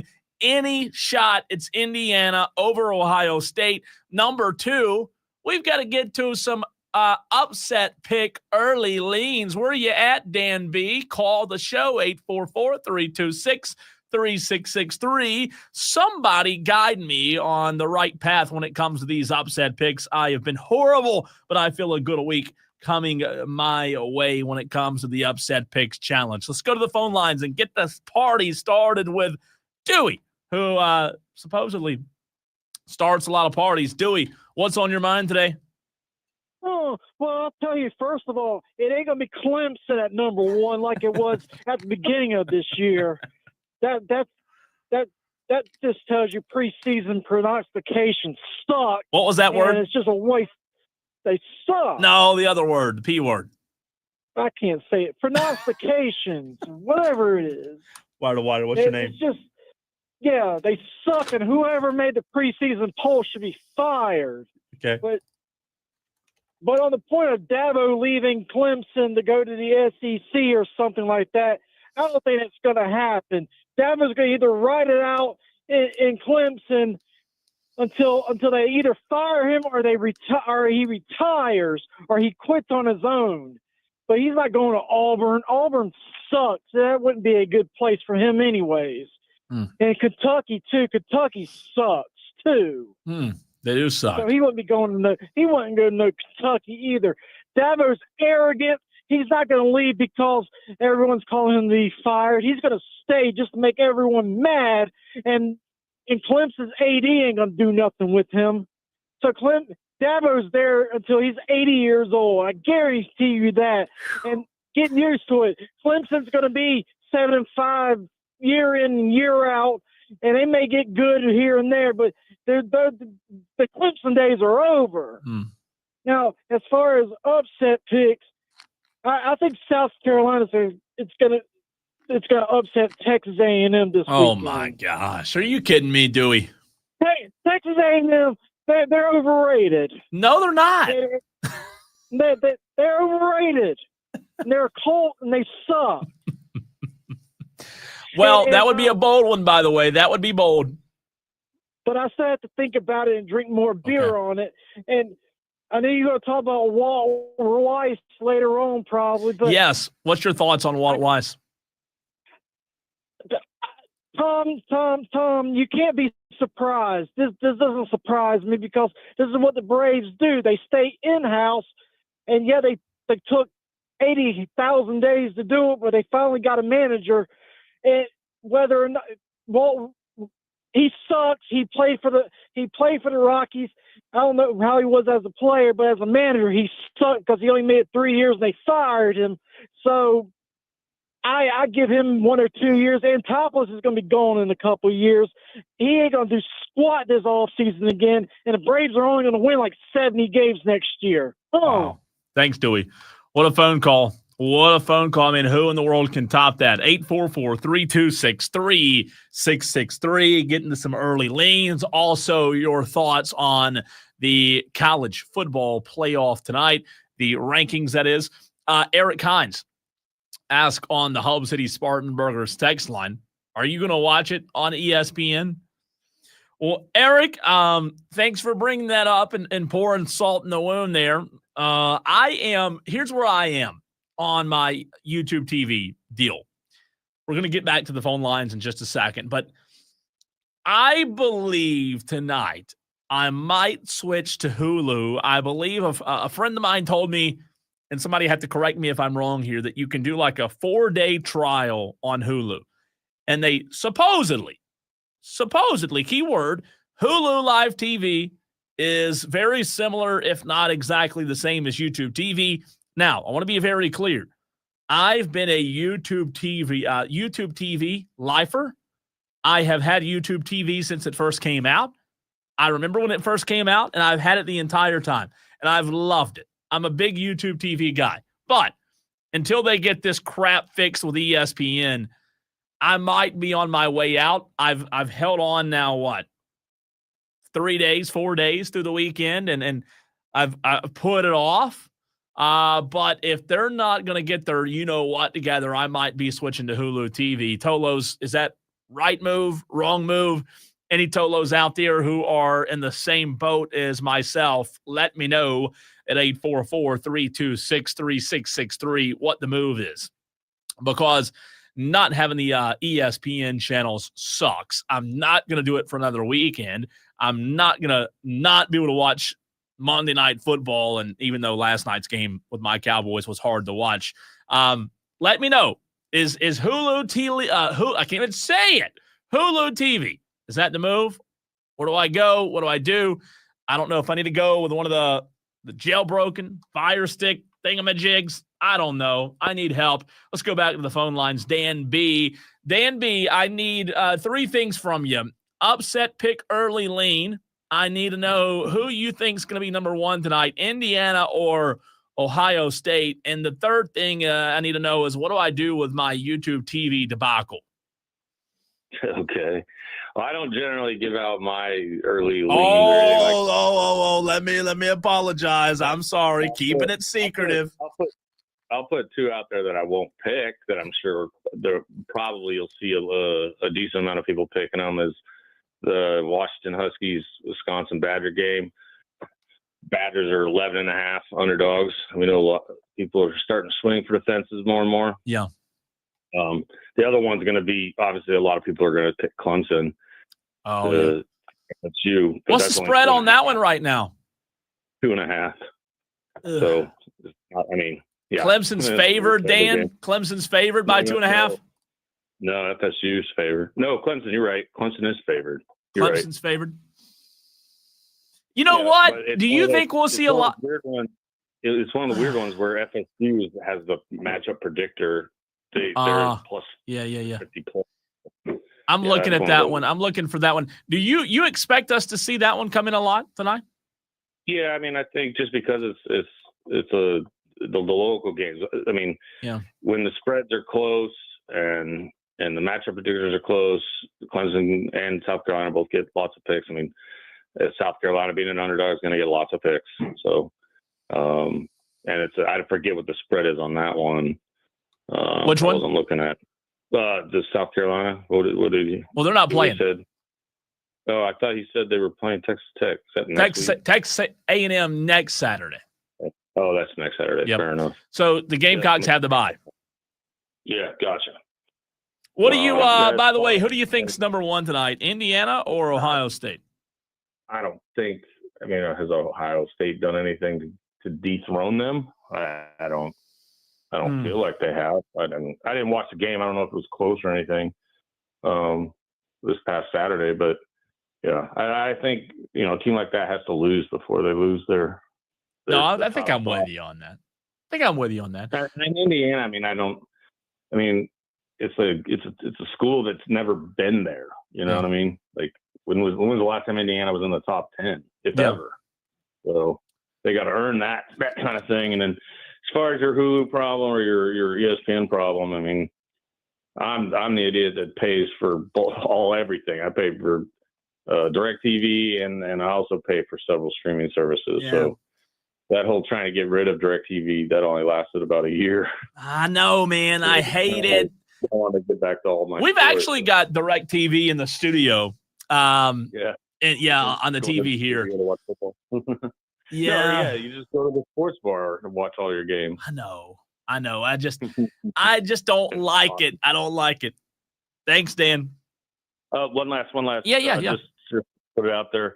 The scoring was off a little bit. USC Justin, he's still in second place, but instead of losing 2 points, he actually got 3.5, I think. So gotcha. His score is, he's still in second place, but now he's at 67 points instead of whatever. And that's USC Justin, you said? Yes. Okay. Justin, if you're listening, there you go. Diesel did send me the updated standings. I'll post that here in a little bit, but appreciate that, Dan. Absolutely. 844-326-3663 is the way you can reach the show. Let's see here. Dewey on the YouTube stream says, get Spectrum. JB says, I got Hulu Live TV. I think it's good. What do you mean you think it's good? Is it good or is it not good, JB? And is the price similar to YouTube TV? I don't know, man. I guess I've just been in this relationship with YouTube TV for so long. I'll be honest with you, it's kind of tough. I feel like I've had YouTube. I no lie, I've had freaking YouTube TV since it came out. And I've been a YouTube TV for lifer. So I mean, JB says he likes Hulu TV. I'll tell you what I'll do. I'll give it a few more days. I don't know. Do they not eventually, like, YouTube TV, what I can't understand is, by the way, he says it's $89 a month. What I can't understand is, do you not feel like if you're YouTube TV, that you are losing an astronomical amount of subscribers? Are you not? You're losing all these subscribers, but you're just content with it because you can't reach an agreement with ESPN. I don't know, man. I would imagine they would probably save money in the long run if, they would just find common ground, because they're not. I mean, people are freaking dropping this YouTube TV left and right now, and I am this close to doing it. Going to get to the Hub City Spartan Burgers text line. It's blowing up right now, 844-326-3663. Going back to the phone lines, answering it live on the spot this time since I am solo today. Who we got? This is Rick from Greer. Rick from Greer. What's on your mind, man? Let me tell you, it has been a rotten season with the Braves, Clemson Tigers, my Greer Yellow Jackets. Everybody is losing. But let me tell you what, every time I feel bad, I listen to you on Burns radio, Burns ball games. It brings me up. So thank you, Cole. I really appreciate it. Burns is now my adopted team. None of my teams are worth a crap. So thank you for always being there with Burns football. It means a lot to me to listen to it on Friday. And thank you. Well, I appreciate the kind words, Rick. I really do. Glad that you do listen. It's a lot of fun, and you should come to a game, Rick. I go to the Greer games. I went to Greer Blue Ridge. Okay. I'm not a Burn. I played at Greer. Yeah. I just don't know if I could step in that field or not. Yeah. I didn't even like it when I was playing. Burns was our enemy. Yeah, Do you remember back in the 70s when Greer owned Burns? Well, no. They owned Burns. I wasn't alive then. Burns owns Greer. So thank you for doing that. The Braves made a mistake hiring their you think so? New manager. I think so. I think I would have went with Chipper Jones, John Smoltz, somebody that could have uplifted the team. Chipper Jones he's inside the Braves management now, but he would have been the perfect hire. I think that's the dream hire. Rick, thanks for the call as always, man. Thank you. 844-326-3663. Let's see. Madcraft on the stream says Hulu's owned by Disney, so you just got canned by the devil themselves. Exactly what Disney wanted you to do. JB says, I've had it for 6 years. What? You've had Hulu TV for 6 years? Dewey says on the stream, Cole was dead in the 70s, Rick. Thanks for wording it like that, Dewey. Let's see. Is that true that Hulu? Yeah, I don't understand it. I don't understand the whole YouTube TV. On the Hub City Spartanburgers text line, texter says this comes from the 317. Disney can kiss my grits. Yeah, I'm with you there. It's unfortunate. It really is. Let's see. Corn Chip gets in. He says, I had just gotten the ESPN Plus app to watch until – oh, no, I'm sorry. This is JTez.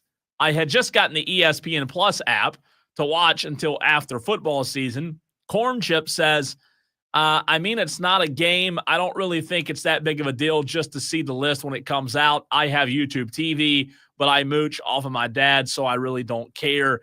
Let's see. Hurricane Jeff gets in. Can you please give me standings in the Upset Picks Challenge? I'm on the road and can't take a look. Yes, Hurricane Jeff, I'm glad you asked. I can do so. You ask, and you shall receive. Hurricane Jeff, where are you on the Upset Picks Challenge? I see Dave Mosley, USC Justin, who's now at 67. Hurricane. Ooh, 20. You're in 20th, Hurricane Jeff. 31.5 points. That's mighty impressive. I'm way back at 76th with 13 points. Not doing good. So maybe I can get back on track tomorrow. Lefty Tiger on the text line says, I was a YouTube TV guy from day one, left when it got over $75, switched to the jailbroken Fire Stick. Best thing I ever did. And you know what? I've had people tell me that. I've had a few people, friends of mine, say, look, you need to switch to the jailbroke Fire Stick. And I'm close, Lefty Tiger. I really am. I mean, I know it's sketch and it might have a lag. It might not. But I'm close to going there. Let me know how. I mean, what do I get one? Is there like a guy out there on the, let me lean back. Is there a guy on the side of Woodruff Road with a Nike backpack selling these things that I can find on the way home from work tonight? Texter says the same thing happened to DirecTV about a year ago, but eventually we got ESPN back with DirecTV. ESPN outage only lasted a week. RJ says, shout out to Coastal Carolina for the 5.5 points in the Upset Picks Challenge last week. You know, I don't think there were that many people who picked Coastal for whatever reason, but congrats to those who did. Dan B says Jeff had 17. Oh, Hurricane Jeff had a 17.5 point spike this past weekend. Highest mover, 49 spots. Hurricane Jeff, that is impressive. Dewey, somehow a 7th in the Upset Picks Challenge. Woo, boy. Got to look in the mirror when I get home to do some self-reflecting. Dewey's 7th. I'm way back. Nowhere to be found. Keith and TR says, I read something this morning that said Google, which owns YouTube TV, has offered to buy ESPN. Keith, I hadn't heard that. I don't know about that. I do know YouTube TV is affiliated with Google, but the other part, not sure about. I don't know. It's a messy situation. It's messy. I hate it. Hopefully they'll reach an agreement. I don't know. I think I'm going to hold out until maybe Wednesday or Thursday. Well, heck, tomorrow is Wednesday. I might hold out until Thursday or Friday. And if something's not done before then, might be going to Hulu or the jailbroken Fire Stick from the guy on the corner. Who knows? One of the two. Will Vandervort, the Clemson insider. Boy, do we have a lot to talk about with Will next.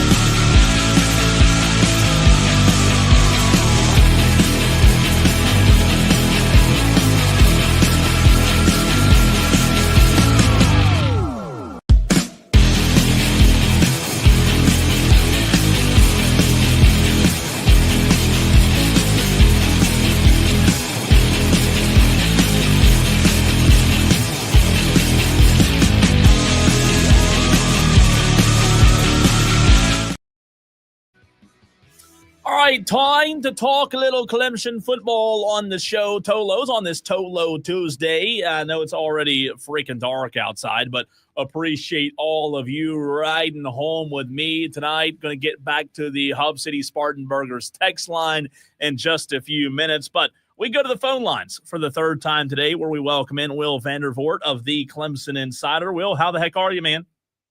I'm doing good, buddy. How y'all doing? Doing fantastic. Look, let's get into a lot in this very segment. We have a couple of pieces from you guys over at the Clemson Insider to get into. But first, let's start with what Dabo Swinney said today. What was your biggest takeaway from the weekly presser earlier today with Dabo Swinney? Obviously Coach Swinney's kind of been saying that a lot of it's on him and the season so far, and that he's got to do a better job and be better than what he's been so far. I think there was a part where, he said he sucked at one point in the press conference, and that kind of stood out to me a little bit. Again, another thing that stood out, I should say the main thing, but another thing that stood out was the fact that Coach Swinney was very adamant about the officiating from the other day. And Coach Swinney said what we've all been wanting to say, I think, because I've been saying it for years, like the officials need to be held accountable. And it's good to hear a coach, again, kind of stand up. We keep saying it again, despite being fined already by the conference. Right. And he knows he's going to get fined again. But he's sticking to it. And I think he's correct that it's time that these officials, they get paid. Now, look, they're not making what the coaches are making or what now the players are making, if you will. But they're making pretty good money to officiate a game on a Saturday afternoon when they're officiating big-time college football. They're not making pennies out there. So I think it's time, if you're going to pay them, it's time to start starting to hold those guys accountable in the public eye too. Yeah. The coaches are held accountable, players are held accountable. But the officials can miss a call like the other day, and I know some people, and the call that they missed was the fact that they hadn't called anything all day. And then the guy calls the call that's a penalty, and he calls the wrong penalty. It should, if he was going to call penalty on Clemson, and this is Coach Swinney's argument, should have called holding at the top of the route. And that's where A.J. Terrell was holding. Now, that's a different penalty. That's a 5-yard penalty. Automatic first down, but a 5-yard penalty. The ball moves to the 13. 13 yards is a whole lot better than 3. That's the first mistake in it.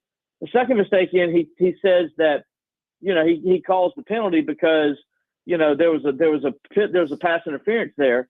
Well, he's right. There was a pass interference, but it's clearly on the offensive guy.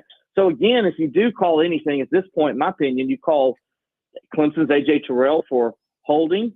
You call the Duke wide receiver for offensive PI. Offsetting penalties, you replay the down. That's how I would have handled it.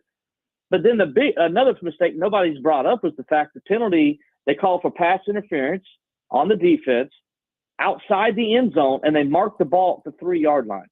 Why? It's at the 18. Anything inside the 20 is half the distance to the goal.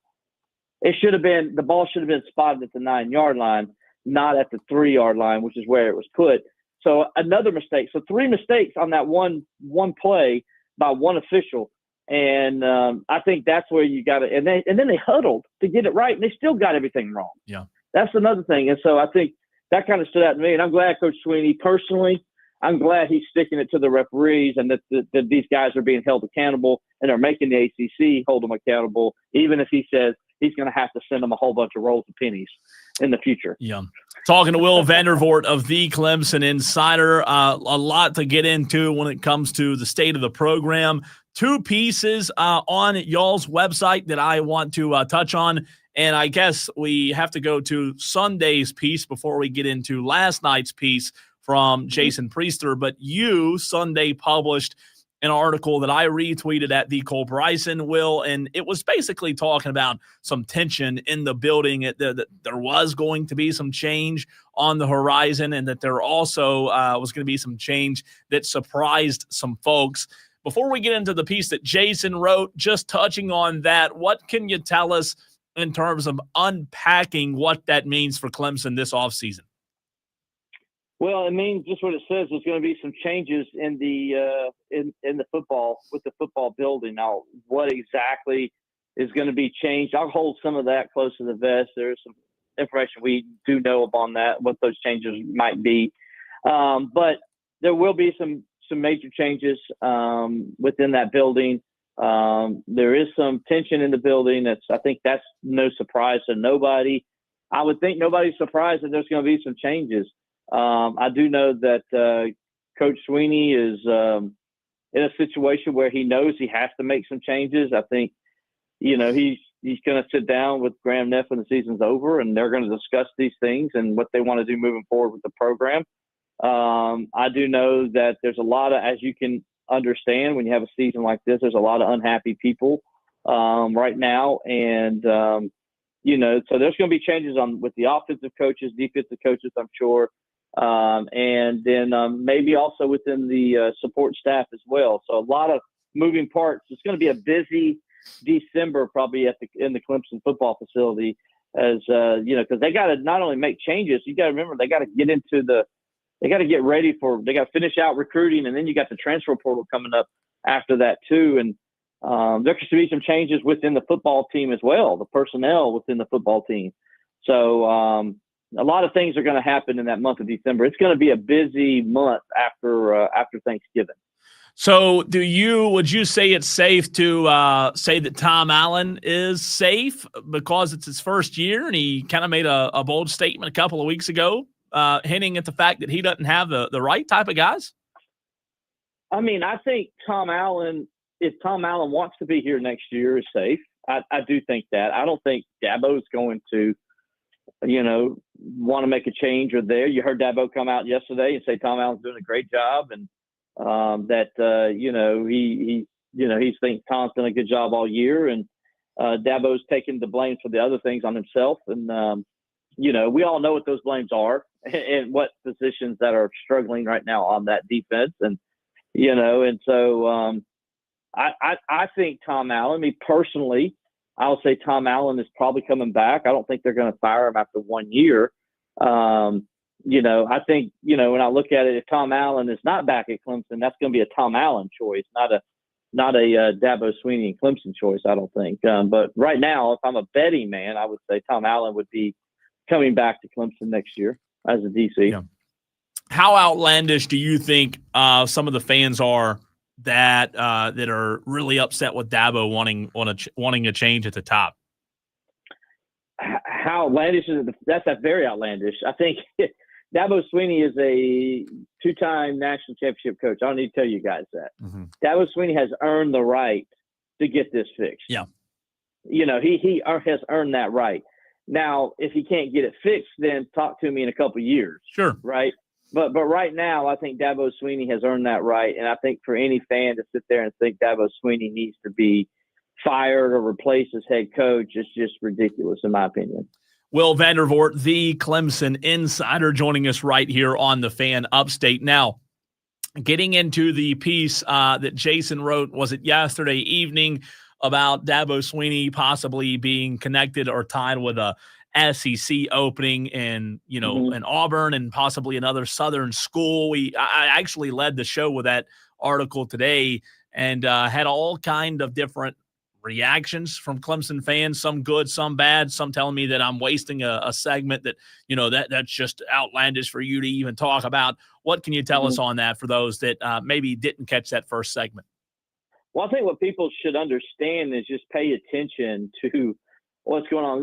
Let's be honest with what I'll just tell you what I can tell you what we know, what we were told. Okay. And we were told this Saturday night while Auburn is losing to Kentucky. Keep in mind, Auburn hadn't even lost this game to Kentucky at the point.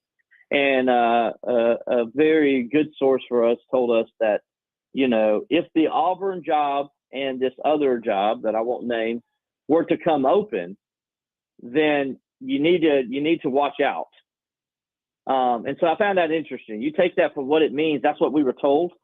So, and so you got to pay attention to what does that mean? How does it mean? What does it mean?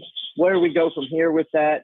And what does it mean for the future? And so what I'm saying about all that is, we know there's going to be some changes, right? Are those changes coming from Dabo Sweeney, or are they coming from above? That's kind of what you got to put into play. And if it's not coming from Dabo Swinney, you got to understand, okay, is Coach Swinney happy? Is this something he wants to do? And so we were kind of like, kind of putting it in there from what we were told that, we're not saying Dabo's going anywhere or not. All we're saying is like, he might be asked to do some things that Dabo Swinney doesn't want to do. And is Dabo Swinney going to want to stay at Clemson if that's the case? Or is he going to want to go somewhere and get a fresh start doing it his way? So there's a lot of dynamics you got to throw into what we're meaning here. And again, what our source is telling us here. And this is a very good source. It's been good to us. And this source is the one that told us that Wes Goodwin was leaving and was going to go to Oklahoma. Other people were saying Wes Goodwin's not going to Oklahoma. And we kept telling everybody he is. And where's Wes Goodwin at right now? He's at Oklahoma. And so this is a source that's pretty darn good. And so when this guy tells me to watch out and pay attention, then I'm going to watch out and pay attention. So it doesn't mean it's going to happen. Doesn't mean Dabo's a candidate problem. We're not saying he is. All we're saying is just pay attention and watch out, and let's just see what plays out here as Auburn looks for a new head coach. So you can confirm that the source is not the drive-through worker at Chick-fil-A? Yes, the source is not the drive-through worker at Chick-fil-A. This is people we trust. Gotcha. And you go, since we're going there, you go Chick-fil-A sauce or Polynesian sauce? I go neither. I go mayonnaise. That's all I go. That is a bad answer. Let me ask you this. Something you just said, Dabo Swinney, and it's in that piece from Jason as well on the Clemson Insider. Dabo Swinney willing to make changes that he's not comfortable making that maybe a board of trustees member or somebody above Dabo wants him to make. Can you explain that at all? And what kind of changes? I mean, a lot of people assume he's already getting rid of the OC. What other changes could there be? Well, there could be other changes within the coaching staff, within the support staff. There could be changes, just the way, listen, Coach Swinney has built this program his way. Okay, let's make sure people understand that. And so Dabo has built it the way he wanted it built. He's won that way. He's had success this way. I can understand if somebody's coming in and telling Dabo Swinney how to do his job, that's not going to go well, right? I mean, it wouldn't for anybody who's done really good at their job. Somebody coming in saying, hey, you need to be better. Somebody who's not maybe a football person telling them how to run his program. That's what it means. And we see this happen at other places, and Clemson's not immune to this happening either.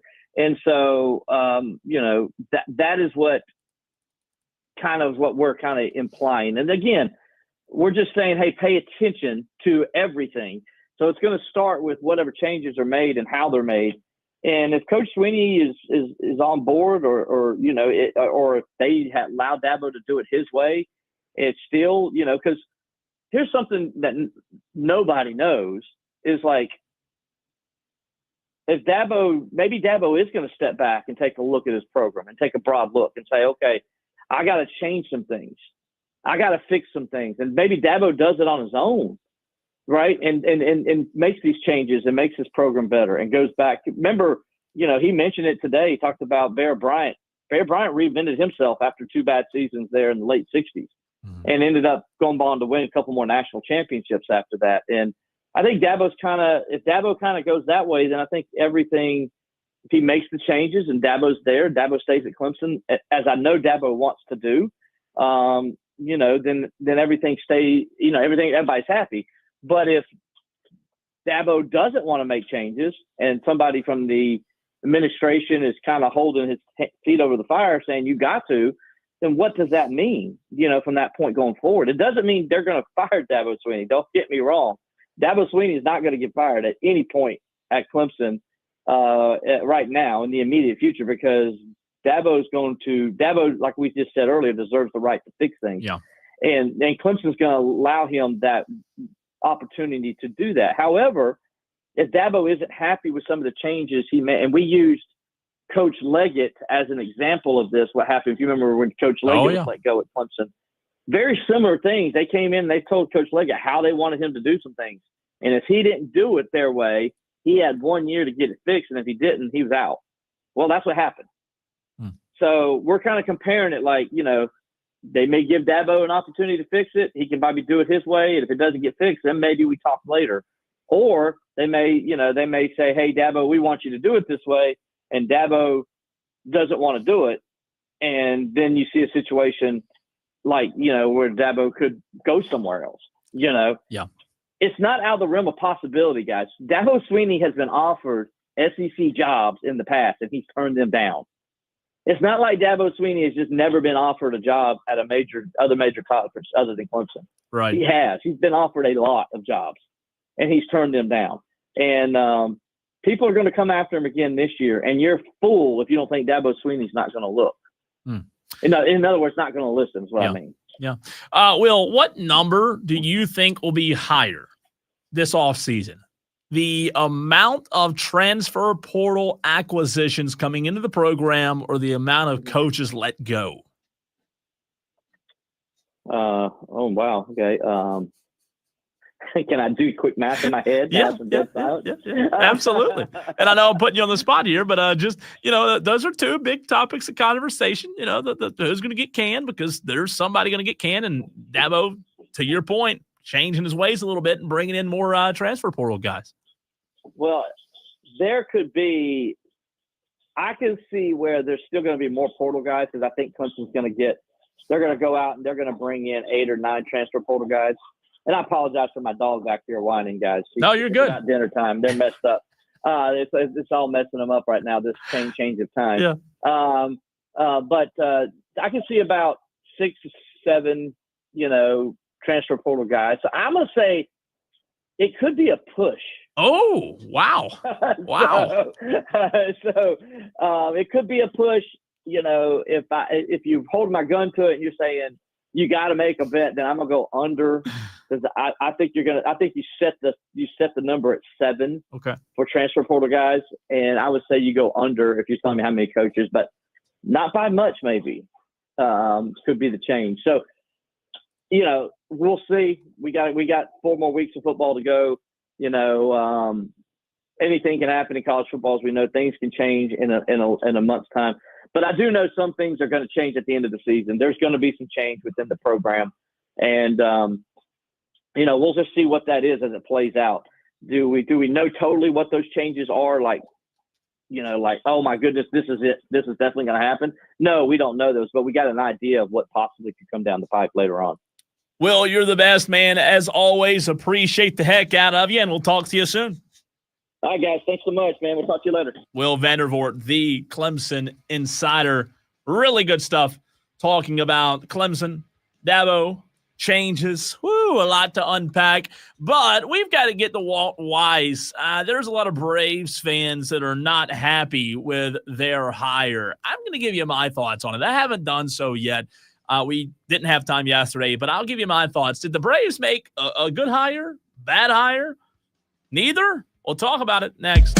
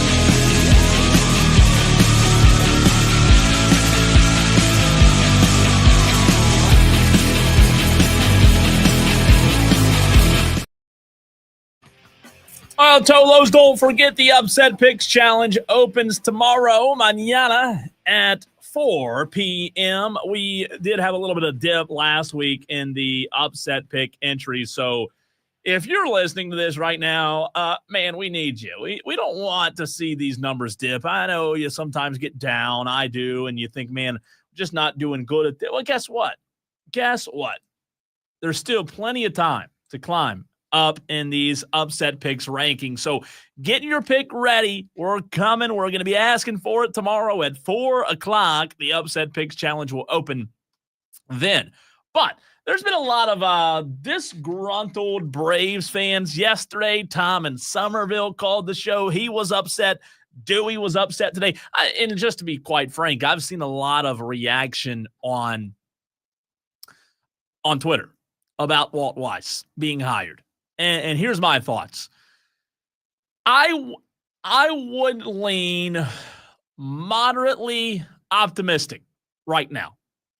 That's where I am. I think the hire makes sense, and it shows me that the Braves wanted some consistency, some continuity, and the stability of the culture, the internal promotion. I would not call it a slam dunk move, right? When you look at his past, when you talk about his managerial past and the club's, recent struggles this year and last year, there's a lot of work to be done. I get it. He's unproven as a manager. Well, the Rockies, he wasn't good. He was 283 and 365, didn't make the playoffs. Now, a lot of people don't make the playoffs as the manager of the Rockies, right? Can he elevate the Braves from very good to championship caliber? I think that's still TBD. I think it's a safe hire. It's not a flashy, it's not a sexy hire. I know many Braves fans were wanting an outside hire, fresh energy, and like I said, there's notable disappointment online. And I think the concern is that you're getting more of the same. And I get that. I was guilty of feeling the same way when the Cowboys just hired Brian Schottenheimer in the offseason. I said it was a horrible, horrible hire. But I'm actually more optimistic now, even though the Cowboys suck. I've come around on Brian Schottenheimer. I bring that up to say, hopefully that'll be the case when you talk about Walt Weiss. I think Walt Weiss can continue to provide stability, and I do think continuity and stability inside an organization is a good thing. I really do. But when you go back to elevating this team from where they are to championship caliber again, I understand why a lot of Braves fans are upset about it. I really do. But 2026, to be quite fair, is more than just managing. You've had terrible injuries in 2024 and 2025. The bullpen's horrible. It's been horrible for the past 2 years. So, the hire alone isn't enough for me. You still have front office decisions. The roster health's a big part of it. The strategy going into next year. I know that Walt Weiss is a good coach. He's been around the Braves for a while now, since 2018. So I think that Walt Weiss certainly will be able to win a lot of ball games. He was on staff when Atlanta won the World Series in 2021, and I think that's a positive. He played for the Braves. He knows the culture. I do think him having been a part of a winning formula is big. I get that. He was a really good player. The team still has talent, by the way. But I do think the criticisms are fair when you talk about Braves fans not being just ultra excited about the hire of Walt Weiss. So I'm kind of in the same camp. It didn't overly excite me either, but I'm willing to give the guy a chance. The end of you look at the Braves, like I said a minute ago, they still have a ton of talent. And the end of the season, the way this season ended and the way the end of the season last year ended, the past 2 years have been bad. A year ago, the Braves were fortunate just to make the postseason, right? So that's where I am. I don't love it. I don't think it's like I said, a flashy, sexy hire, but I'm willing to give the guy a shot. And I think Braves fans should as well. Being a part of a championship culture, I do believe is very, very important. I really do. And he was a part of it. So let's see. Let's see if the guy can elevate the program. He knows what it took in 2021. And hopefully we'll see the same. Hopefully we'll see the same. Tolos, what Dabo Swinney had to say in his weekly press conference, he went off on the officiating one more time, even after he was fined. We'll talk about it. We'll have the audio for you next.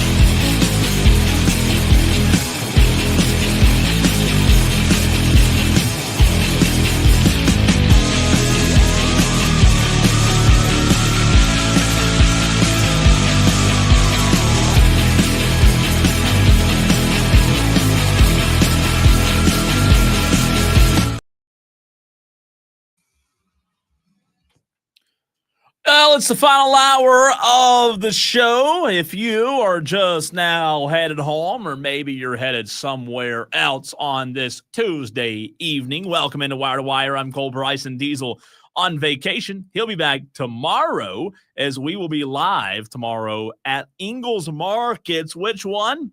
I'm glad you asked. We'll be live tomorrow in Boiling Springs on Asheville Highway. It's the Springfield location for you locals. It's right across the street from Mountain View Prep. That's where we will be tomorrow, 3 to 7, right here on the Fan Upstate. If you want an Ingles gift card, come see us tomorrow at Ingles. But reminder, Upset Picks Challenge opens tomorrow at 4. If you haven't gotten in and you say, well, Cole, the season's almost over. No.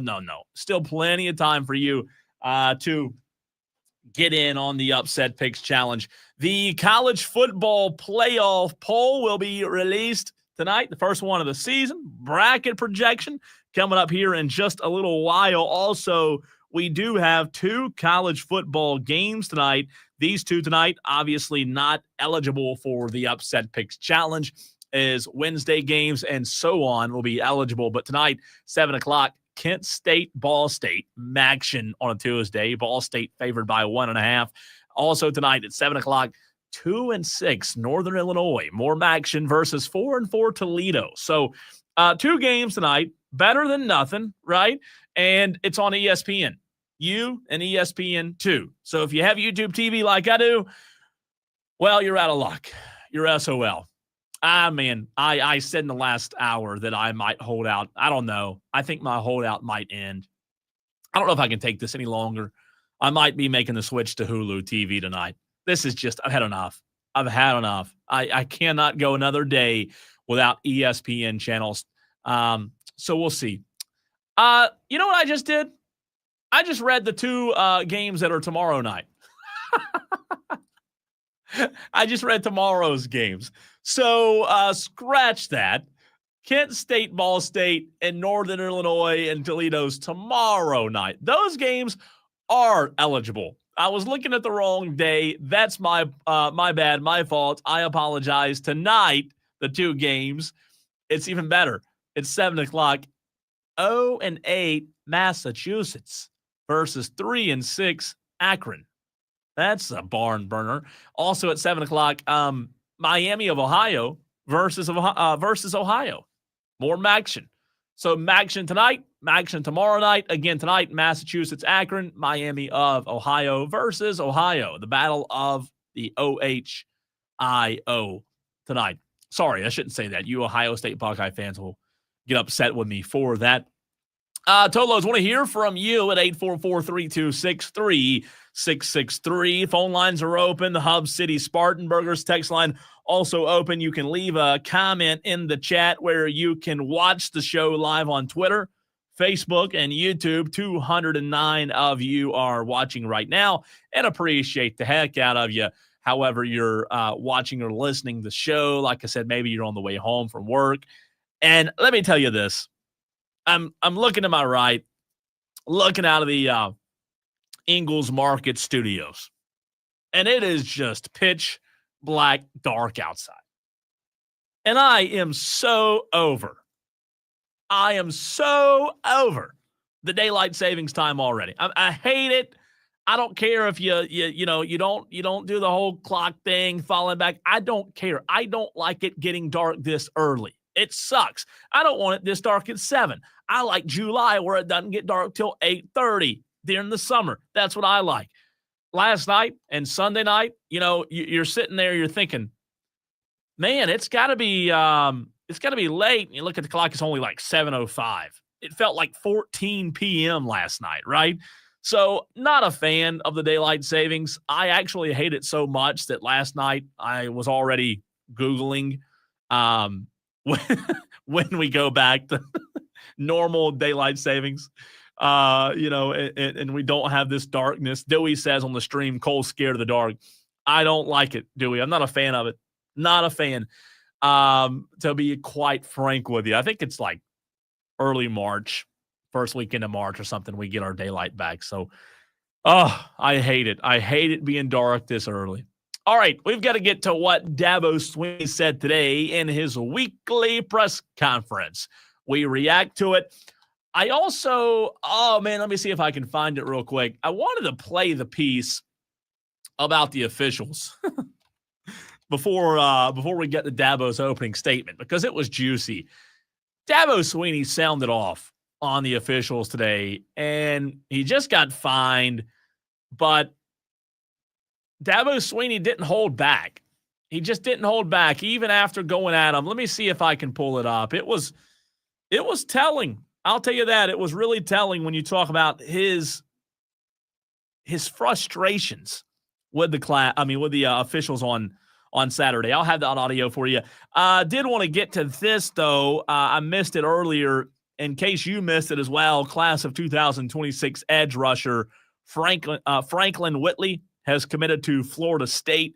6'6", 265-pound edge rusher from Greenville, South Carolina, chose the Seminoles over South Carolina, Clemson, and Alabama. So we have a local product here in Greenville heading to Tallahassee. All right, Dabo Swinney, what do you say today? I'll shut up. Here's Dabo. Take it away. Okay, good morning. All right, another tough opportunity this week. Tough opponent with Florida State. Both teams kind of similar in a lot of ways, and that we've had some tough. They both stink.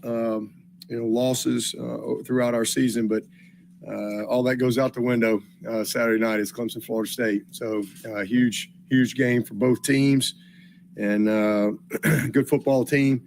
Obviously, a new defensive coordinator for them. They're doing some different things on that side of the ball, but typical Florida State. Bunch of guys that are big, strong, and can run. A lot of athletic, guys in the secondary, downhill guys at backer, big inside, especially at number 6. So, very multiple, similar to Duke that we just played, in that they're very aggressive and very downhill type of defense, but I'd say probably a little bit more multiple with their coverage and in and out of 3 and 4 down. And then offensively, they're the number 1 total offense in the country. So they're explosive. All starts with the quarterback scoring 40 points a game and 500-something yards a game. All right, going to get back to that. Dabo talking about Florida State like he does pretty much every opponent, talking them up and how good they are, right?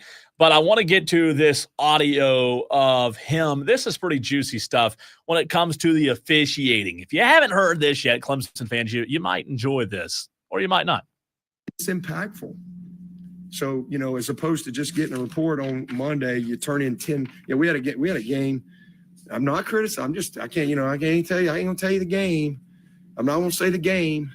But we're only allowed to turn in, there's a system of accountability, but y'all don't know anything about it. It's behind a curtain. How dare we have accountability? In the meantime, we got gambling issues going on, people being suspended, all that kind of stuff, right? Yep. Refs are people too. It ain't just coaches and players. And if they're a part of the game, then by God, they ought to be a part of the game. And they ought to be a part of the accountability, and they ought to be a part of the consequences, not just behind some shadowy curtain. No, they ought to have to answer for it. And listen, there's judgment calls and all that. And we just have to disagree. But there's also absolute flat out misses with no consequences. And, and you get a shoot, we're allowed to turn in 10 calls. All right. And so we had a game earlier this year that we lost. I had 14 I wanted to turn in, but I only turned in 10. All right. I thought 8 were wrong, but got back. Yep. Missed it. 5 of the 10 were wrong. And these are game changing calls. Obvious pass interference, not called. That takes you off the field. But we just get this will be addressed with the crew and yada, yada, yada. Okay. Yeah, but you ain't no public. There's no public accountability. Ain't none of that. So that's the system. The system needs to change. It needs to be changed. There needs to be challenge opportunity, and we need full-time officials. if you're going to have this type of stakes, needs to be full-time officials. Challenge possibilities and full-time officials per Dabo Swinney is what he wants. And look, I'm not going to sit here and say like that one call Saturday is the only reason they lost the game, because it's not. Their defense was horrible. Busted coverage. He said it. Bust. And no, he wasn't talking about the players being bust, regardless of what people say. It was busted coverage. He was literally going on to talk about defensive coverages. So regardless of what people tell you, he was saying bust as in busted coverages. You can make that into something else if you want to, but he was saying busted coverages. The call was horrible. That's not the reason they lost the game. They lost the game because defensively it was that bust. Now, I will say, I do agree with Dabo. I like the public accountability, the officials. We've talked about it on this show before. Why don't these officials have to go to a press conference after the game and answer questions from the media? Why don't these officials, why aren't they actually held accountable? I'm with them on that. And full-time officials, I'm with them, because it's hard to do a job that is as demanding as that job when you're part-time and you really aren't in a full-time role. I'm with them. I think you also want the opportunities in game to be able to challenge. I don't want every single call challenge to where it slows down the game, but I think I agree with them. In the meantime, we got gambling issues going on, people being suspended, all that kind of stuff, right? Yep. I mean, refs are people too. Refs are people too. I wanted to hit that piece of audio one more time. Refs are people too. Is he insinuating that refs are throwing the game, that they're gambling on the games? I don't think so. I'm just saying I do understand like the accountability aspect of it. To his point, you're able to turn in as a coach, you're able to turn in these 10 plays after every game to the conference. Well, you turn them in, and then the conference comes back and says, oh, yeah, you were right. We were wrong. Okay, well, what now? What then? There is no accountability. So look, I've been hard on Dabo, but I'm with Dabo on that. There is no accountability. Nothing changes. Nothing happens. They don't have to answer for it. I know that referees can be suspended and taken off a crew, yada, yada, yada. But at the end of the day, Dabo Swinney's 100% right there in that instance when talking about the officiating. All right, more of his opening statement talking about Florida State this weekend. Does a great job. Obviously known Gus a long time and been against him many times. I've always had a lot of respect for how he puts it together. He's very committed to running the football. They're 8th in the country in rush offense. And anytime he's got a quarterback that's really committed to running the system, they're a problem. And, number one for them is a great football player. I think he's a great competitor. I thought that when he was at BC. Just always admired his game. He's a very good thrower. Talking about Castellanos. He can push the ball down the field. But he's a creator. I mean, he can create explosives, not only with his arm, but he can create explosives with his patience and sitting in there and holding the ball, but also with his ability to scramble and create. So they do a good job as far as the scheme and how they formation, a lot of motions, a lot of eye candy. There's going to be 7 or 8 shots. There's going to be 3 or 4 reverses. There's going to be a bunch of screens, and you kind of know what's coming, but it's hard to defend, because of how they formation it, how they put it together, and how he calls it. He's got a great feel for it. That's why he's been so successful for so long. A lot of double moves, and a bunch of special type plays, game specific plays that Gus has always done a good job with. So we got our hands full, and especially coming off the game we just played defensively, we have to play a lot better, especially. But you know what? I'll stop the audio real quick. You shouldn't have your hands full, Dabo. Florida State's 4-4. You have your hands full because your team's no good either. Florida State is a 4-4 football team, for crying out loud. They are 15th in the ACC. What are we talking about here? You have your hand. And again, Dabo does this every week, and a lot of coaches do. It's not just Dabo. He talks up his opponents like they're playing the Buffalo Bills. But Florida State, after starting 3-0, and yes, they did have a win over a good Alabama team, They've lost 4 games in a row before they beat Wake Forest on Saturday. Virginia, Miami, Pittsburgh, Stanford. Loss. You have your hands full because you're underperforming, not because Florida State's good. That's my opinion. When it comes to just having everybody on the same page. But we look forward to the challenge. And, again, I always got good skill in the return game as well. So look forward to it this weekend. And then, just a couple other things I would touch on. One, say happy birthday to my stepdad, Larry. His birthday is today. And, just very thankful for him. He's been a great, grandfather to our kids, for the last, I don't know, my mom and Larry have been married about 27 years or so. And so he's been a blessing in my life and really a blessing for my mom. It's been awesome. So his birthday's today. So happy birthday, Larry. And then my mom's birthday is tomorrow. And she is the toughest person I know. She's amazing. And she's 81 tomorrow. So happy birthday to my sweet mama. And then also tomorrow is a really, really special day for our foundation.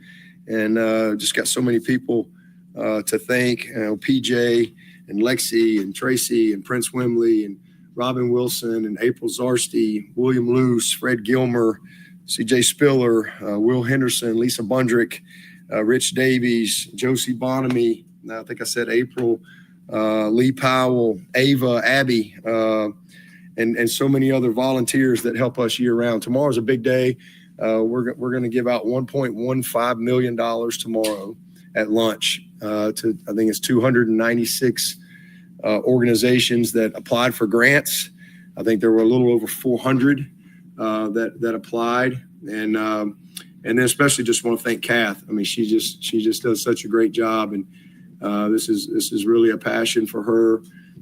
And, so it's a blessing, but all of these people and our volunteers and, we work all year. This is one of my favorite days every single year to be able to go to this luncheon and to see so many people being served through the foundation. And so literally 1.15 million will go into all these organizations. All right, that's all the Dabo we have time for today. Let's see. Texter says the replay booth should review every call and alert the ref if the call should be reviewed and changed during the whole game, particularly pass interference. And look, I'm with you. I think, look, it's not the only reason they lost the game. It's not. But my goodness, he's right. He's 100% right. And I know it's not the time to talk about it because you just lost again. And I get why people are upset, but it is horrendous. This officiating is just, Brett McMurphy even quoted that video of Dabo Swinney today and said he's 100% spot on. He's 100% spot on with that. Unfortunately, everybody's going to give him a hard time about it because time and place, they just lost because of a big call. So it's tough. I hate it for him, but the reality is you also gave up 46 points. So not good there either. Lou Bezjak, the state newspaper, talking high school football playoffs next.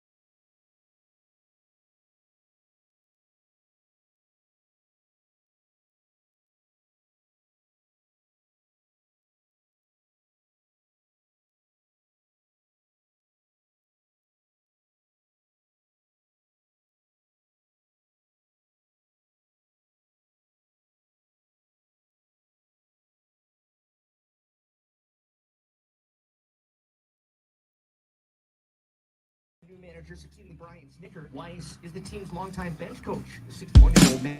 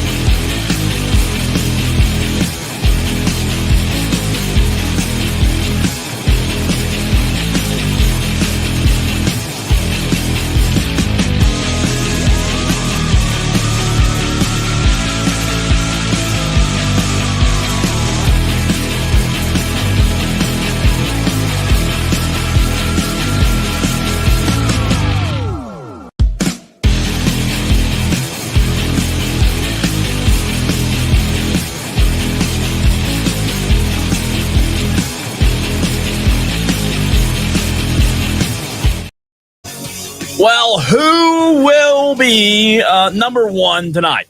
College football playoff. We're going to see a bracket projection. If the season were to end today, we'll have the Week 11 college football playoff rankings. I asked this question earlier in the show when it comes to Indiana and Ohio State. Excuse me. I do believe Indiana's a really good football team. And I do believe we'll see those two play. And there's a lot of people out there that I have seen argue the fact that Indiana should be number one tonight. And they may be. We'll find out. However, if it were me, if it were up to me, Ohio State has to be number one. And look, I know Indiana's been impressive, but you look at Ohio State's overall body of work. I love Julian Sayin. I know that Fernando Mendoza might be the flashier quarterback, and he may have more hype around him than Julian Sayin, but Ohio State's been number one all season long. And you say, well, Cole, that's the AP poll. This is the college football playoff poll. It's two totally different polls. They don't base what they do off the AP poll. I'll add bull crap. You mean to tell me the college football playoff committee, you mean to tell me they don't base anything that they do off of the AP poll that was in place?